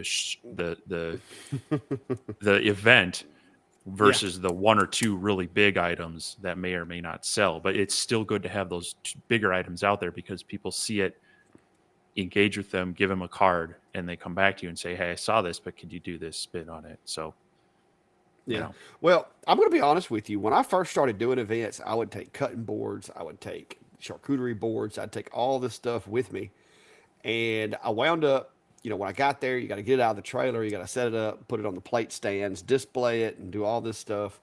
But the more events I do, the less of that stuff I take with me. I take one or two of each, put on the table, just so people know that I do that kind of thing, and I leave the rest of it in the trailer because it ain't worth me getting it out. Because at the end of the event, I'm probably going to have to put it back in the truck and back in the trailer.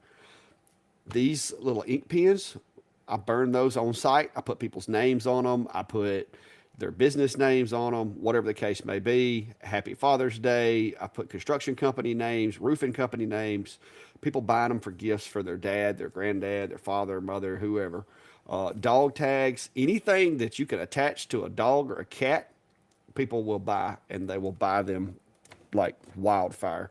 The last big event I did, there was four vendors out there that had laser stuff. A lot of them had cutting boards and some really, really intricate design stuff.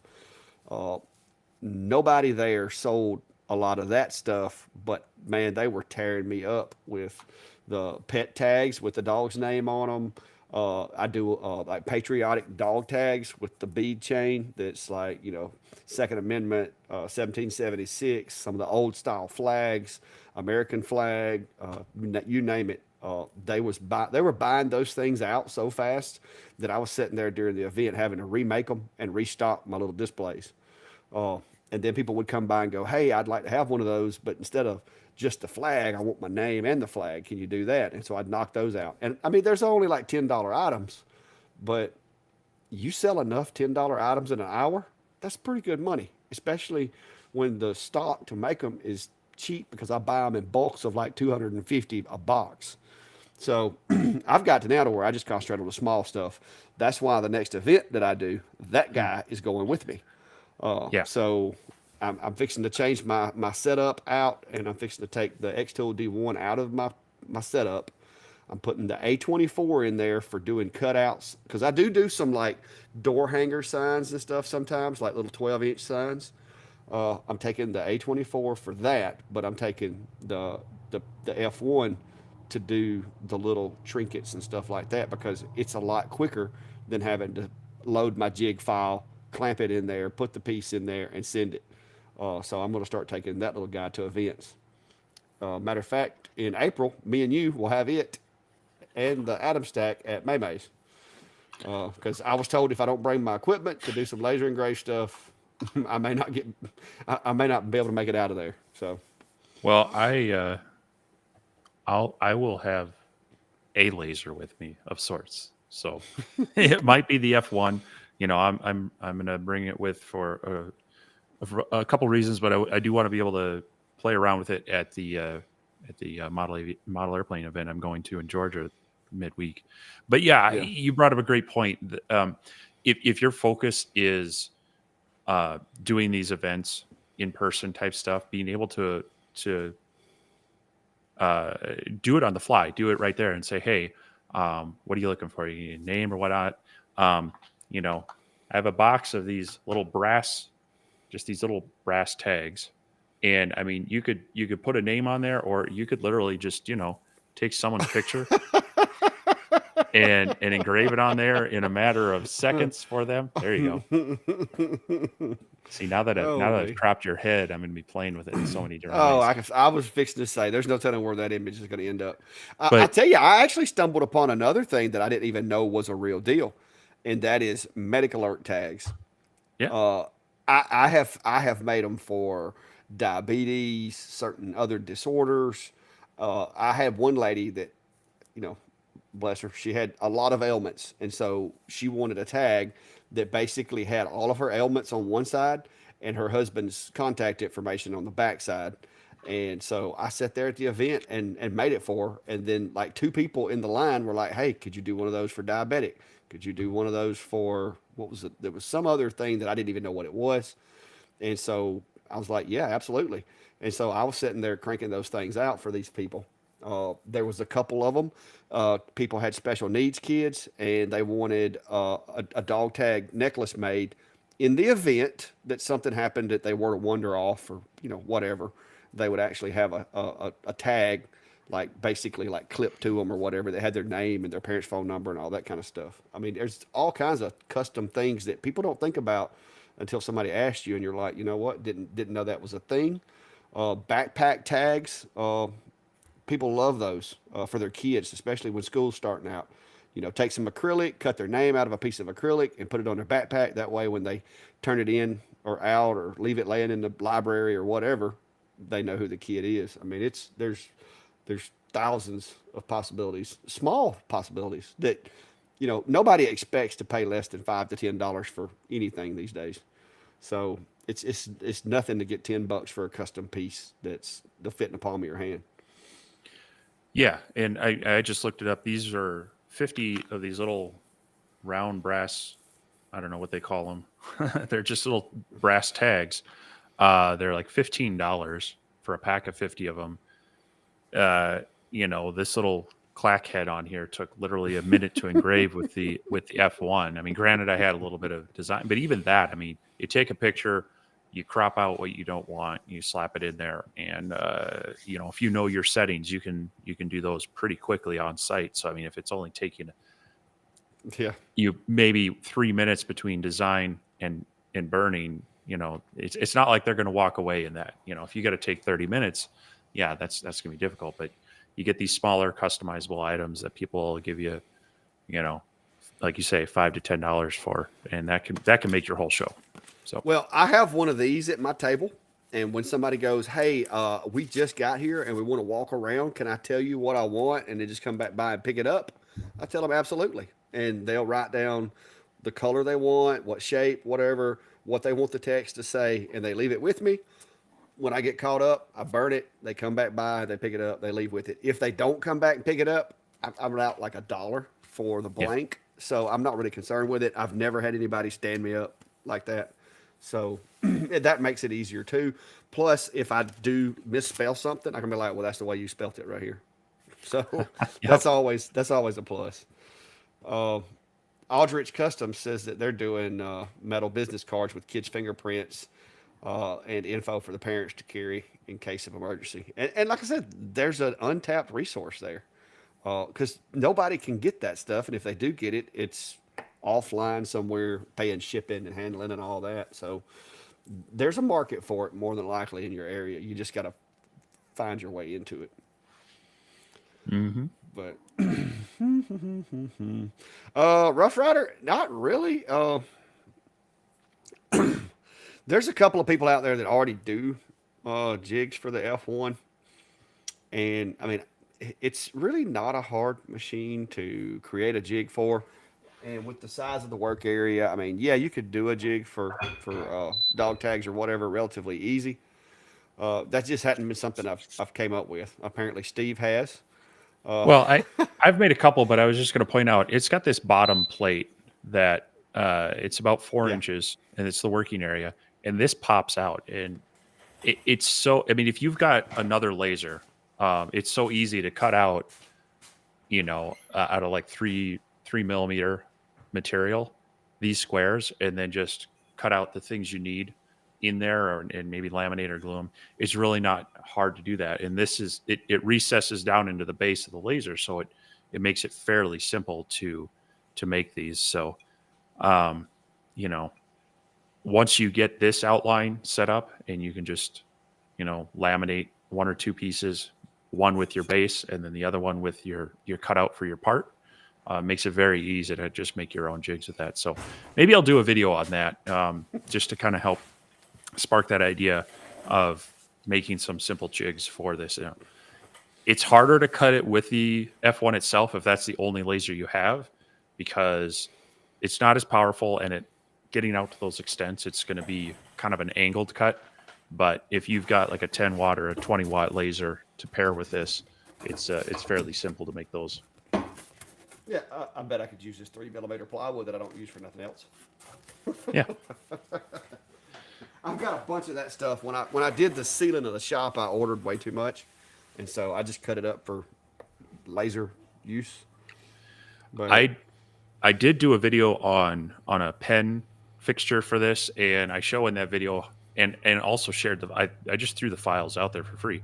There's a 3D printed file as well as a laser cut file for doing pens. So if you want to see one process for making the jig, I have that video out there. But I think, like I say, maybe I'll throw another video together on making a couple of other jigs to give people kind of the idea of how to do it.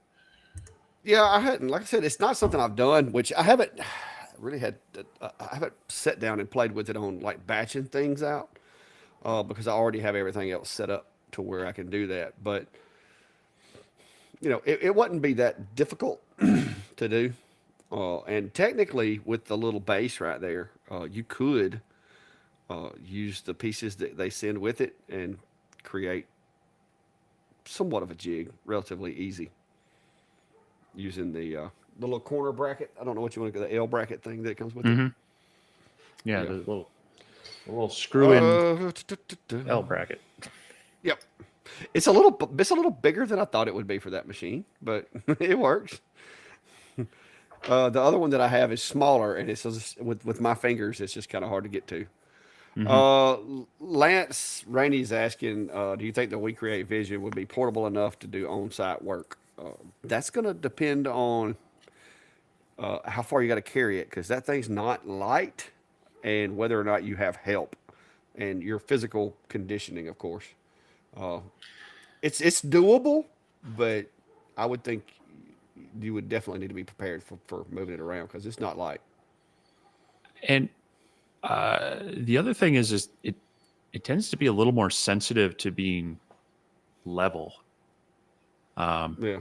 And so, you want to keep that into account too, is wherever you set it. If you're on just like a, concrete or gymnasium floor, it's probably not a big deal. But if you're outside on grass, it likes to be stable. It likes to be level. So you might need to factor that into it. But I would agree with you. It's a little heavy. I mean, definitely, if you have like maybe a cart, like a dolly or something, and you got a stacking system, you could probably get it around fairly easily. It's easier than, say, carting the X-Tool S1 with the riser. Yeah. That thing, I don't want to move that too often. It's not terribly heavy, It's but awkward. it's awkward. Yeah. Whereas the We Create Vision it's a nice box size. And you can lower it down so it's in transport mode, but I wouldn't want to have to physically carry it like up and down too many stairs, or wait quarter mile across a grassy field to get to my spot. So Yeah. but it's if you consider everything else, that the nice thing about some of these other lasers, like even the X-Tool D1 or maybe an Atom Stack, standard one, you can kind of compartmentalize them. You're like, okay, I'll take the laser out. Here's my enclosure. It's a little bit separate. they're a little bit lighter, and you can kind of take some of the weight out as you transport it. Whereas the We Create, a lot of the newer ones, they're all in one units. They are heavier. They're not as portable. They're not necessarily a tuck away and move around thing as much. But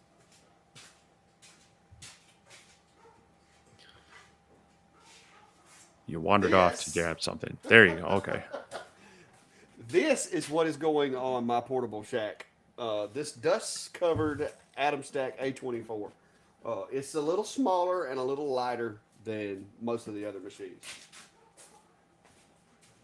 And the other thing at events, if you're outside and you're at least not stacked right on top of each other, you're probably okay. But definitely check into the venue if they're going to have a problem with you running lasers, and also make sure that you're keeping in mind the safety, that you have a decent enclosure that it's built for. Nothing worse than going to an event and having someone get on your case because they feel that you are improperly using your laser and cause damage either through venting the fumes or laser light. So just make sure you do it appropriately. Greg, I recommend that your first burn be a power and speed test on whatever material you plan on testing with and using. But it's not that bad. Just home the machine, throw some material in there, set your focus, and do a speed test. Once you do that first speed test or two, the jitters will go away and you'll be fine. That's you will love the laser engraving once you figure out, like, once you got a material that you know what the settings are on. Of course, then you're gonna have to do that every time. But I stick with the same material, so I know every machine in this shop. I know what my settings are for this stuff here, and even machines that I get in, as long as I know the approximate range of the power, I know where to go with it, and so I just set it to run. Somebody said I can't sit still more than 5 minutes. That's not far from the truth. Actually, when I was running XCS and doing my speed tests, it actually warned me, like, hey, you're running a high power, low speed setting. You're going to want to monitor this, which was a kind of nice little warning. And that's where, when I said earlier, start fast, start with low power, work your way up from there. The worst thing you can do is start with high power, really slow, and that's your recipe for a fire. Yeah, you can always slow it down. Yeah. Yep. You can always run a second pass if you went too fast. You can't always fix it if it burned it up because you went too slow or too high of power. So keep working. Never. I do not recommend ever going below 6 millimeters a second, which would be equivalent to what, 360 millimeters per minute. Is that right? 6 times 60, 360, right? Math's not my strong point. Don't make me ask my Echo bot up here. So, for cutting, right? Yes. Okay, I'm just gonna have to break out the calculator. Yes, I'm right. It's 360. Anything less than 6 millimeters, you start getting into that danger zone of it sitting there just slowly turning black. I mean, the problem is, some 10-watt units, they're going to go slower than that. Well, I never did. When I run my X-Tool D1, I ran 3 passes at 6 millimeters a second with air assist, and great results. I go as low as 150 millimeters a minute, so that would be what? Hang on, my calculator didn't. 150 divided by 60. 2.5. Oh, no. I that would scare me. That would scare me. You're going to get some really. I mean, I wouldn't do it with a higher power laser, but a 5 and 10 watt. No, my 10 watts always did multiple passes. going too slow, especially with some different materials, I started having, like, look over there, and all of a sudden there's a black circle in my engrave that's about this big that looks like the end of a cigarette, because it's not flaming, but it's just slowly spreading. I had that happen on a few Well, occasions, and that's when I was like, I will not go slower than 6 millimeters a second ever. I mean, for cutting, I will, with air assist, but not on engraving. So anyway, start high on your speed, and maybe keep your power down, and kind of just work your way from there, and have a spritz bottle of water. Be watching it, and you should be okay. Yeah. Now, I don't like cutting down there, but I have. Yeah. Had a bad experience a time or two. It broke me from it because it could have been bad. Because Yeah. you if you're if, have you ever watched any old movies, and when the fire in the fireplace went out and they were trying to get it to catch back up? Do you know what did they do? They took bellows and blew air on it. So even with air assist, it just nope, I'm good. 6 millimeters, my cutoff. It's funny that you say have ever watched old movies, because for you and I know what you're talking about, but I also work at a college, and I work with some younger people, and old movies can just mean anything. Back in the 1900s, Yeah. they're talking about, things that came out for me in high school and college. And I'm Well, going, those aren't well, old you movies. remember back in the scouts when you had your stick and you're doing this, and then you had the little ball of grass or the little thing of lint, and what did you have to? Because that makes those little coals turn into flames. So like I said, that is Well, it my creates it creates a more efficient burn, is what it does. yeah. You're pumping more oxygen It's into no it. longer it's no longer smoldering. It's actually burning. It's doing its job. It's getting through there.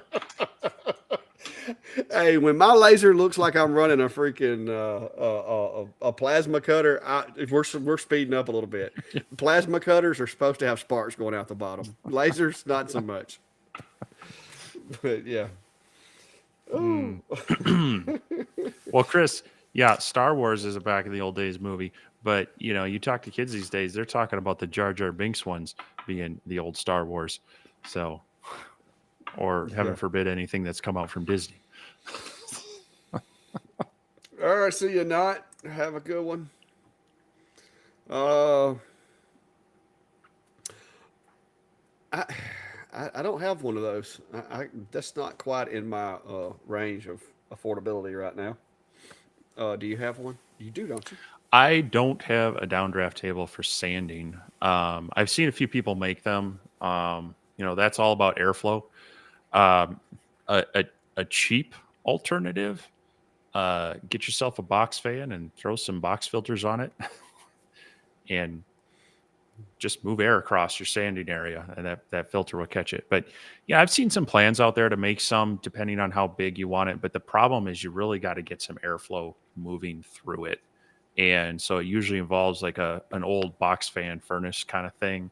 And then they have multiple, it's like a 2 foot square surface. They have a bunch of holes in it, and they're pulling the air in through there, and then they're pushing it out through some of those furnace filters and such. But I haven't looked at any commercial ones, but because I generally like to DIY those types of things. But um, honestly, the best thing I've done for sanding is I spent a lot on a good sander. So I've got a Mercadero sander, random orbit one, and then I paired it with a really good dust collection setup. It's actually a Festool uh, HEPA filter. It's technically a shop vac, but they call it their dust collector. Um, and that has done wonders for keeping my sanding dust contained. Um, Having kids with asthma and such, I really got to take it seriously, and they were out in the shop with me working on things. So I tried to I spent the money to try to make sure I had a pretty good setup for that sander. It's an expensive way to go though, but if you're getting into doing a lot of it, getting a nice sander um, is worth it, both from ergonomics and just the quality of keeping your shop clean, and just the nice. It like Clack is saying with his getting his shop Smith dust collector, you don't know what you don't know until you can finally afford to have it in some way, shape, or form. So, Yeah. you know, And that's what I found out, and I've been looking at now because I've been looking at the Festool dust collector that you're talking about, but the Shopsmith actually has 1.5 adapters that come with the machine mhm. that plug into it, and they have little caps. So I think I'm going to start out by see if I can't find me, like for my DeWalt's, see if I can find me a 1.5 inch hose long enough to reach over there and just see how that works. I know the DeWalt isn't as going to be as good at dust collecting as some of the others, but at this point, if I could have a 50% decrease, I'd be happy. Yeah, and the I'm trying to think because I have a corded DeWalt, and I think I had to buy there was a funny adapter to get to the right hose size, but Yeah, also I've got two of those already.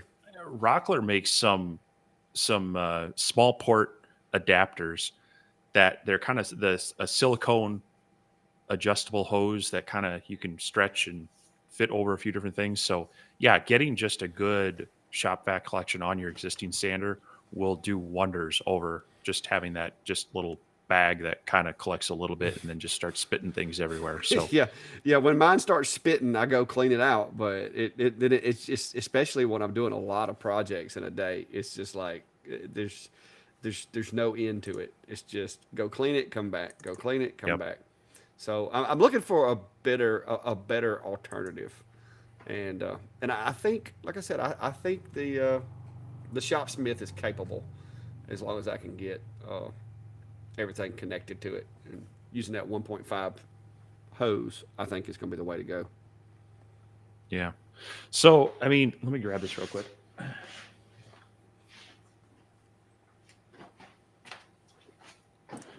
We've talked about a lot of expensive setups.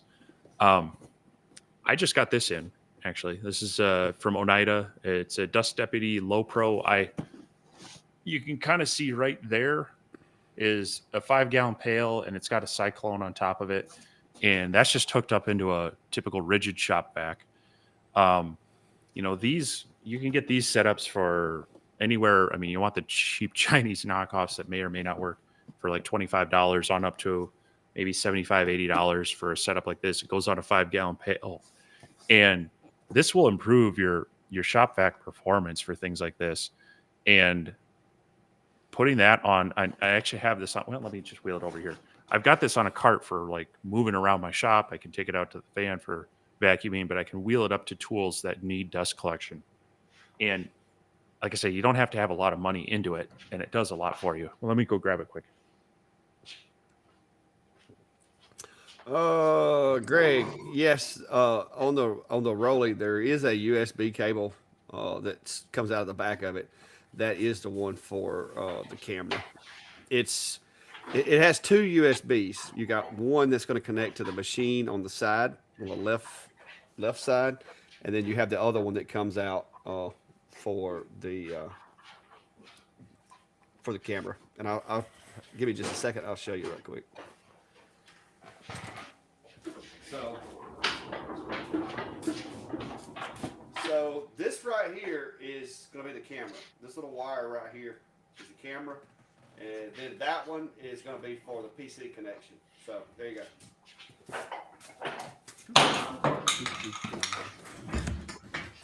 Hope that answers your question there, Greg. But yeah, the wire at the back is the camera.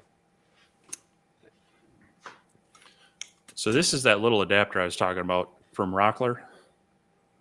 So this threads into your smaller hose, and then this is kind of a silicone. It can go over most smaller tool dust ports, and they have a couple different sizes of these, and that'll adapt into most sanders, including like a corded DeWalt one. But let me see if I can lean this down a little bit.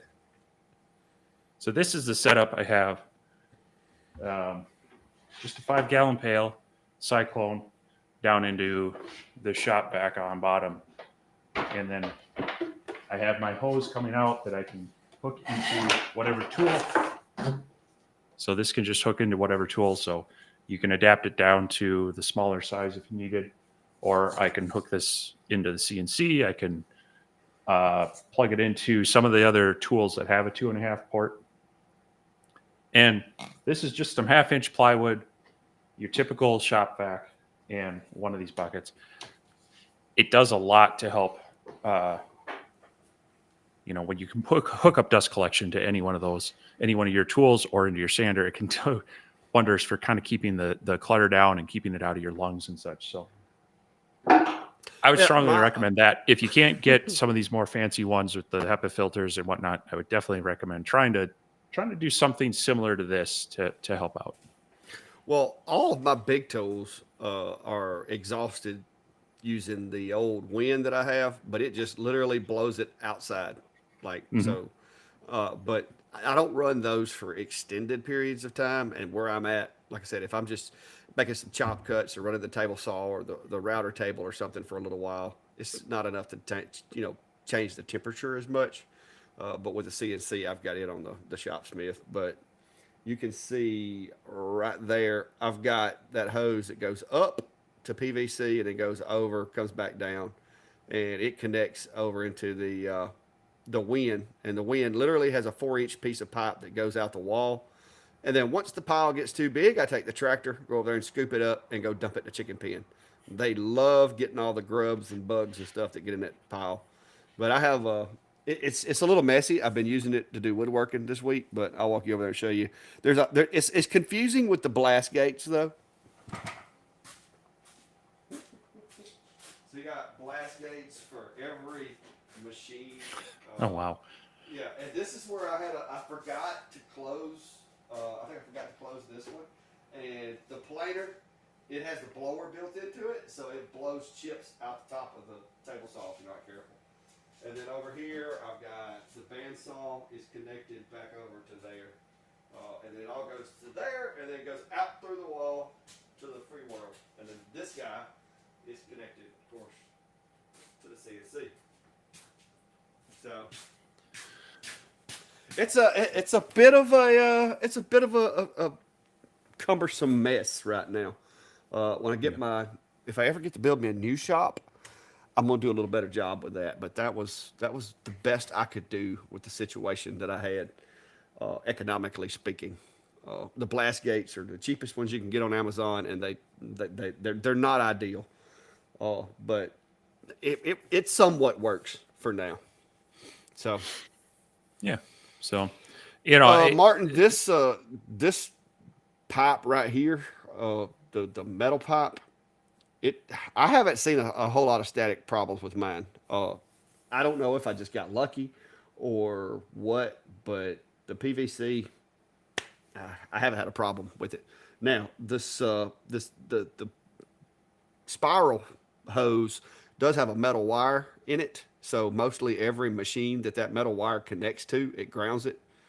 But I don't have them. Like soldered or anything at the joints. But I don't have a problem with any static. I used to on the planer, but since I've redid the system, it hasn't shocked me in a long time. So I'm guessing it's not having that problem anymore either. I'm not sure why. It is something to be aware of, though. I've run into that a few times, especially on dust collection for CNCs, because if that static feeds back into the controller in any way, you can I've had it just pause the controller. Machine will be running along, and all of a sudden, I'm done, and so I got to reboot it. And occasionally, yeah, you can notice too in some setups if that wire in that flexible hosing isn't grounded, you'll brush by it and you get a little static off of it. So definitely something to be mindful of. So, but yeah, dust particulate is really bad for your lungs, and so doing something about it, whether it's a nice, I've got a nice dust collector over there. I'm going to try to point backwards. That I was able to eventually get to hook up to some of my bigger tools. It goes for my table saw, my router table, my bandsaw, and my router or my planer. Even though I only have a couple hoses, but I've got like the Rockler quick connect system, so I can just yank it off of the one I need and plug it into the other, because I'm never running 2 machines at once. It's a little annoying. Okay, I gotta go grab it from the one and Yeah. go over. But rather than having a spider's nest of hose and Yeah. 50 different Well, glass gates to mess with, it works for me for now. But the yeah, plan is I'm going to build a new table because that's an old desk. I don't know if you noticed that, but that is a desk that was it was actually out by the dumpster at the police department. They were throwing it away, and I'm like, "What are y'all doing with this old desk?" And I'm like, "I could use that to put tools on, keep me having to build a table." Because I took the legs off of it and just added coasters or casters to the bottom of it, and it was the perfect height. So I do have plans. Matter of fact, the lumber's over there stood up in the corner where I was going to try to build that table this past week, but it hasn't happened. And I'm wanting to build a table that will incorporate those tools and give me a cleaner, sleeker work area with some of those hoses ran through the table, strapped up out of the way, that kind of thing. But that's on my personal to do list, and it just ain't getting done right now. yeah. But that's Well, that's I've even flirted with the idea of you've seen the people where they have the machines where you pull the lever and it flips upside down. But I was mhm. like, that's just way too much work. I'd be flipping them up and upside down constantly. I could see it if you have like one tool you use a lot and one tool you rarely use. But Well, yeah, if you're using all the tools all the time, that would get really old. most of the tools that I rarely use, I've gotten rid of Yeah. because I just don't have Yeah, room. me too. My scroll saw that I have not used since I got into because I had a scroll saw, then I got the bandsaw, and then I found out that they actually make scroll blades for bandsaws, and Yeah. so I, I don't need the scroll saw anymore. Most of the stuff the scroll saw is good for, I can do with a laser now. So I've got Yeah, a but a scroll brand saw new is scroll good when saw it's just sitting. a, s- a scroll saw is good when you got too wide of a piece to fit on in the throat of the bandsaw. So, but yeah, I kind of did the same thing. The scroll saw was sitting on the bench, and I ended up giving it to my sister because she had a use for it and such. And Yeah. yeah, the bandsaw works really well for most of that type of stuff. Although I like leaving the resaw blade on mine for the bigger stuff. Um, but It's you know, just relatively easy. If you look hanging over top of my dust collection, there's a resaw blade. It doesn't take. I've gotten pretty proficient with changing that blade out and getting it tensioned back right. Now, the first few times I did it, it was a real hassle, and I almost threw the entire bandsaw away. mhm. But I've Yep. gotten better at it now. So, but yeah, my jigs or my scroll saw is inside one of the where the drawers used to be. I now use for shelves, and it's sitting in there, and it's bolted to a piece of pine 1x12, and I just sit it on this table right here and clamp it with some wood clamps to the table, and go to work when I do use it. And I haven't used it in a while, but yeah. Like I had a buddy come over the other day. He's like, "Man, I've really been thinking about playing with a lathe. I just don't know if I want to go buy one." I'm like, "Hey, go look in that corner back there, up underneath the honey separator, and grab that lathe and those tools and take it with you. And if I need it, I'll call you to bring it back over." So, Yeah. because I haven't Well, used it in forever. I have 2 lathes in my shop. Yeah. Somebody said, I guess they're talking about me. I'm lucky to live in a high humidity climate, which it's only 40% humidity right now. Oh, that's a Here's small one compared to the one that I had. Yeah, it's a Shoreline kind of mini metal lathe, and Cool. picked this up at a. I got this used. It was one of those things like I knew what it was, and they weren't asking enough for it. I'm like, I got to have that. And I've only just played around. I got some brass stock and some aluminum stock, and just kind of messed around with it a little bit. I've never really used this for anything functional. Well, that's me. I was on market. Mine was a marketplace impulse buy because this was an older. It was an older Craftsman, but it was like a 36-inch lathe with like a 2 horsepower motor, and I Yeah, was like, wow. And it was $50. So as soon as I saw it, I'm like, "Hey, where you at? I got $50. I'm coming to get it." And I got it home. I had to replace the tail spindle on it because the bearings had seized up. But I bought a all new headstock piece for it as well as the tail. Bought some tools, used it for probably a week or so, and then quit. So well, I have a bench top wood lathe, and I've turned quite a few pens on it and some other fun things. I've got a small bowl set up for it, but it's one of those rabbit holes that you dive down and you got to crawl back out of eventually. Otherwise, you'll just be throwing shavings and hunting down, turning wood and everything. So, but a lot of fun out here. So Well, it's actually past the 2 hours. Y'all done it kept us is. talking, man. Yes. But I could talk shop all day. Of course, y'all know that I do it a lot. Not, which I will say, Steve currently holds the title for longest YouTube video published. So Well, just between us, there are longer yeah. ones out there. Well, but yeah, between me and you hold the record because it wasn't long ago. Someone sent me a message and was like, 48 minutes. Wow, I'm gonna need to put a break in there somewhere, like a halftime show. And so now, touche, sir. It has turned around Well, on you. I was expecting you to give me some flack earlier when you sent me after me talking about my feature film launch, and then you sent me your video. It's like, and I'm like, 16 minutes. I ain't got time for that. When mine was an hour and 15. Yeah. But But anyway, yeah. I did so there was a fun part where I did put I've got the clack on a stick. So if you want to at least go watch this part where I don't give him a big head, I did link to it in the Laser Graver community on Facebook page. It's linked right at the point where I start talking about, cutting his head out on the photo. So at least go check that part out. And I tried to have a little fun with it.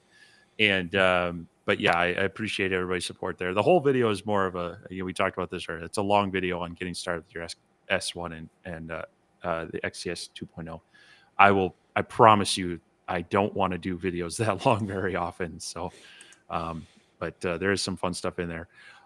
So if you're curious in that group, we do have links down below to the Laser Graver community group on there.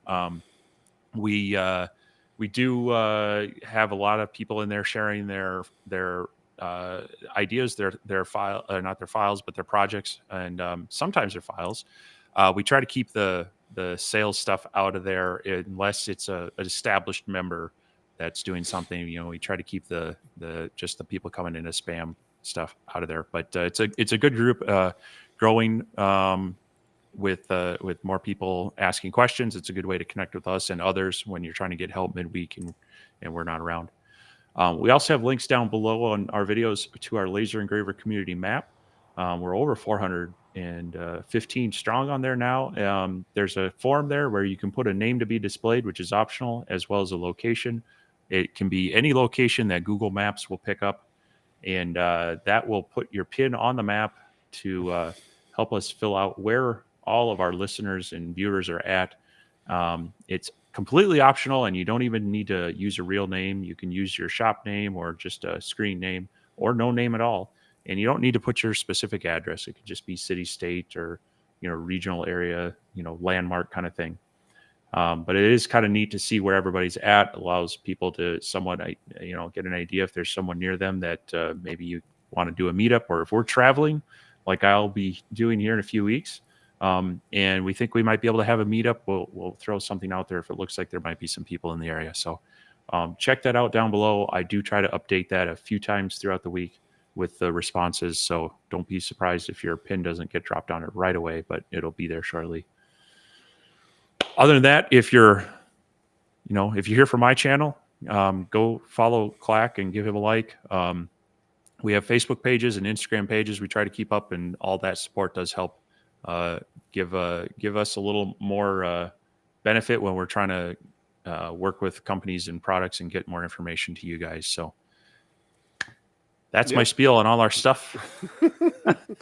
Yeah, Don's asking, said he bought a chiller for his K40. Wants to know if it's better to use distilled water or the chiller fluid that Amazon sells. And I think that's going to be a big if. If it's in a climate controlled environment, you could get away with just distilled water. If it's not, then you may want to look into getting some antifreeze. I can say personally, I used the RV antifreeze in mine, and it worked. But now I'm in a very moderate climate, so Um, They do sell specific CO2 laser antifreeze. well, the stuff you want something that's not you want it to be very pure. You don't want it to be very conductive. And some of like the vehicle antifreezes will have additives in there that can actually be a bit conductive. So generally, when they're saying RV antifreeze, you want to get the stuff that's meant for the holding tanks. It's you would put it in there to winterize it, that it's safe for human consumption and such. Doesn't have a lot of additives to it, but it does help lower that freezing point. I have run up to a 50-50 mix distilled water and RV antifreeze in my lasers. Granted, my shop out here is mostly climate controlled. It doesn't get to extremes. It gets warm, it gets a little cold, but it never freezes. And so I haven't had to ever test it. But yeah, I honestly, if it's in your house or your basement, and you'd be fine. Just make sure you get distilled water. That's what you want. You don't want you don't want mineral water. You don't want just Don't general want no filtered calcium water. in there. Yeah, you want the distilled water. So Yep. What's up, STL Woodworking? How are you, sir? Trying to get Steve to fire up that Onefinity over there, and he just won't do it. See, STL, he's a fellow Shapeco 5 guy over there. So I'm just just saying, I haven't seen any work out of that Onefinity lately. it's coming. It's coming. I got Cody's bits primed. Gonna be doing some things. I just Yeah. been some of those weeks. Yeah, it's been a little busy. But anyway, guys, like I said, is that a Creality in the background? Are they talking to me or you? Do you have a Creality in the Not background? here. of yours? I don't No, have a he Creality might in be the thinking background. of your It's either the laser MK2 or yeah. the Atom Stack A24. Uh, yeah, I don't have a Creality in the shop. Creality had mentioned a while back sending me one of their new enclosed setups. I had the Creality Falcon 2, but I didn't have the one with the enclosure and everything. This is the Rolley MK2, 30 watt, and that little guy over there is the Atom Stack A24 Pro with the upgraded enclosure camera and all that stuff. But no, so far, no Creality over here, which I haven't heard from them. The only people I've heard from recently is Atom Stack, that I may have something coming in with them. But you never know.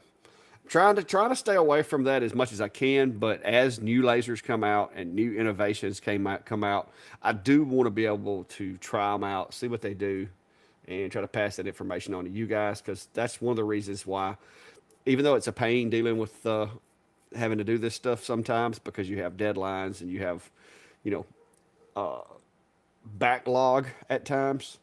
I do enjoy being able to tell you guys what I think about a machine. That way, if it's something really, really bad or whatever, I can try to point it out to you. But most of the machines I get, they live up to expectations. I'll put it that way. I haven't had any major disappointments. I've had one or two peripheral disappointments, but the machines in general, I haven't had any problems with. So. But anyway, I guess that's all we got for tonight, Steve. Unless you just want to try to pull the midnight oil or something. Yeah, well, we will have to cut it off pretty quick, but just a couple questions we can jump through quick. AGT Restore is asking a quick question: which 3D printer is a good starter? That's going to depend on your budget. If you're willing to spend a little bit of money, a lot of people are loving the Bamboo Labs P1S. They have a whole series that's kind of a good works well. The Prusa the Prusa printers as well have been a good solid standby that are just known for working out of the box. If you're not afraid of doing a little plane and want to save some money, the Creality Ender line has been around a lot. There's a lot of help out there. There's a lot of aftermarket parts. There's a lot of parts on Amazon for it, and so that's a good route to go as well. But that's a market that is constantly changing. So, it kind of goes in hand with Clack's video that he posted today about lasers. There's a few different things. And number one, you got to look at your budget. But number two, you got to look at what you're doing, because if you're looking at more functional parts, an FDM printer is going to be good. If you're looking at more decorative parts, a resin printer is going to be maybe the thing you want to do. So, yeah, budget line. If you're looking at probably spending the least amount of money, but still getting a decent machine, but willing to do a little bit of work and setup, the Creality Ender line is pretty solid. Yeah, I've got the Ender 3 Neo. Ender 3 S1 Neo something. Anyway, it's the basically the Ender 3, but it's the Neo version, and I did a bunch of upgrades to it. Small work area. It's not blazing fast, but with the right settings, it's producing me some really good parts, and it's definitely taught me a lot of things. I am looking at maybe hopefully upgrading to the Bamboo Labs Carbon one of these days, but we'll see how that goes. Yeah, good luck with the STL. Said he's getting an Avid soon, so Oh, very nice. yeah, he's moving away from the Shapeco, but that's okay, I guess.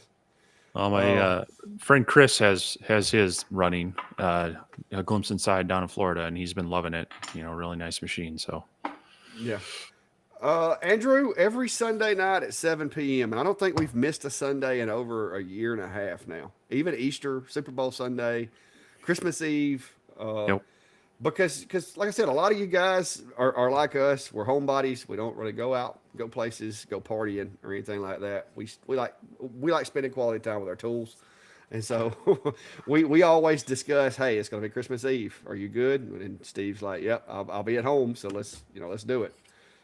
Somebody else is asking, what is your favorite rotary? And I will have to say a resounding okay. Oh, look, we picked the same one. Beat you to it. Well, hey, wait a minute. I can get a different one. Stand by. If it's the one I'm thinking, I sent it off to get modified. All right.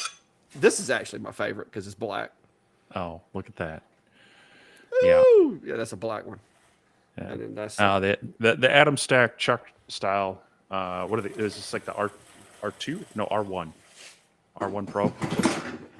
yes. This is a pretty solid, and it works with most standard diode lasers. So it comes with a couple of different adapters for the ends, but if you have a typical 4-pin stepper motor, they generally have an adapter that works for it. Yeah, and the thing about this one is what limits. Now, I did see last night Leo was talking about they were fixing to basically release an extension for the chuck in the MK2. I like the chuck in the MK2. I like the way they've got it pinned into the machine. But where this one actually, in my opinion, is better, it's just because it's bigger. It accepts, like, it'll do larger tumblers. So if you're trying to get into the Stanleys and the big, 44-ounce tumblers, this guy can handle them without any modification. The one the Lasermatic sells, the one the X-Tool sells, both of those are limited. I think, what's the X-Tool, 75 millimeters, I think, before it bottoms out, or you have to flip it over and sit it on the box and do all the kind of nice thing stuff about to it. any of these is you can flip them over, you can raise them up. There are ways to make them work with larger objects, but these Atom Stack ones are bulkier and they've got more weight to counteract it. So that's one of the reasons we really like them. They're easy to adjust. You don't really need a key to just chuck. Look how wide that thing opens up. It's so there. I run the Atom Stack. I'll run it with the Longer. I'll run it with the Niji. I'll run it with the Algo, Sculpt Fun, the Acer. Because also, if you can find somebody parting with one of these, if you can find one that's the Acer model, it's the same thing. So if somebody's trying to get rid of one, if you see one on Marketplace or something, Acer and Atom Stack, the only difference is a couple of the contour lines on the design and the color. That's it. Because Klein has my Acer rotary. This is the one that came with the A. No, this is the one that came with this machine, I think. And then the black one came with the A24. And I keep backups, guys. People have asked me how many machines I have. I keep backups. I will never have less than 2 of these rotaries in my shop, because if this one dies, I have another one ready to plop in there and go with it. But yeah. Yeah. Yep. Well, STL, that's cool that you got Jay Bates CNC. I saw the video he posted about that, and I know he's moving, but I didn't get a chance to watch it. So that'll be a fun machine. All right. Well, I guess we're about ready to go then. Try to catch up, make sure nobody else asks any questions before we just bail on them. Grab the Sculpt Fun S30 Ultra and an extension size table that apparently needs edits to work with an Ultra. Not sure I know what that again. Yeah, Andrew, feel free. Stop in Sunday nights. Like I said, sometimes I'm a little late getting the thumbnail created and everything, but it's Sunday night, 7 p.m. Central. We're going to be here, unless something really bad happens. There may become occasions to where it's just Steve, or it's just me, or it's Steve and somebody else, or me and somebody else. But we try to maintain consistency with the live, because we know that there are some people that want to come in here, ask questions, and try to expand upon their knowledge of lasers and stuff. And we're going to tell you the best we know, and I cannot promise you that we'll never be wrong. It could simply happen, but we'll see. 8.7 horsepower spindle. That's insane.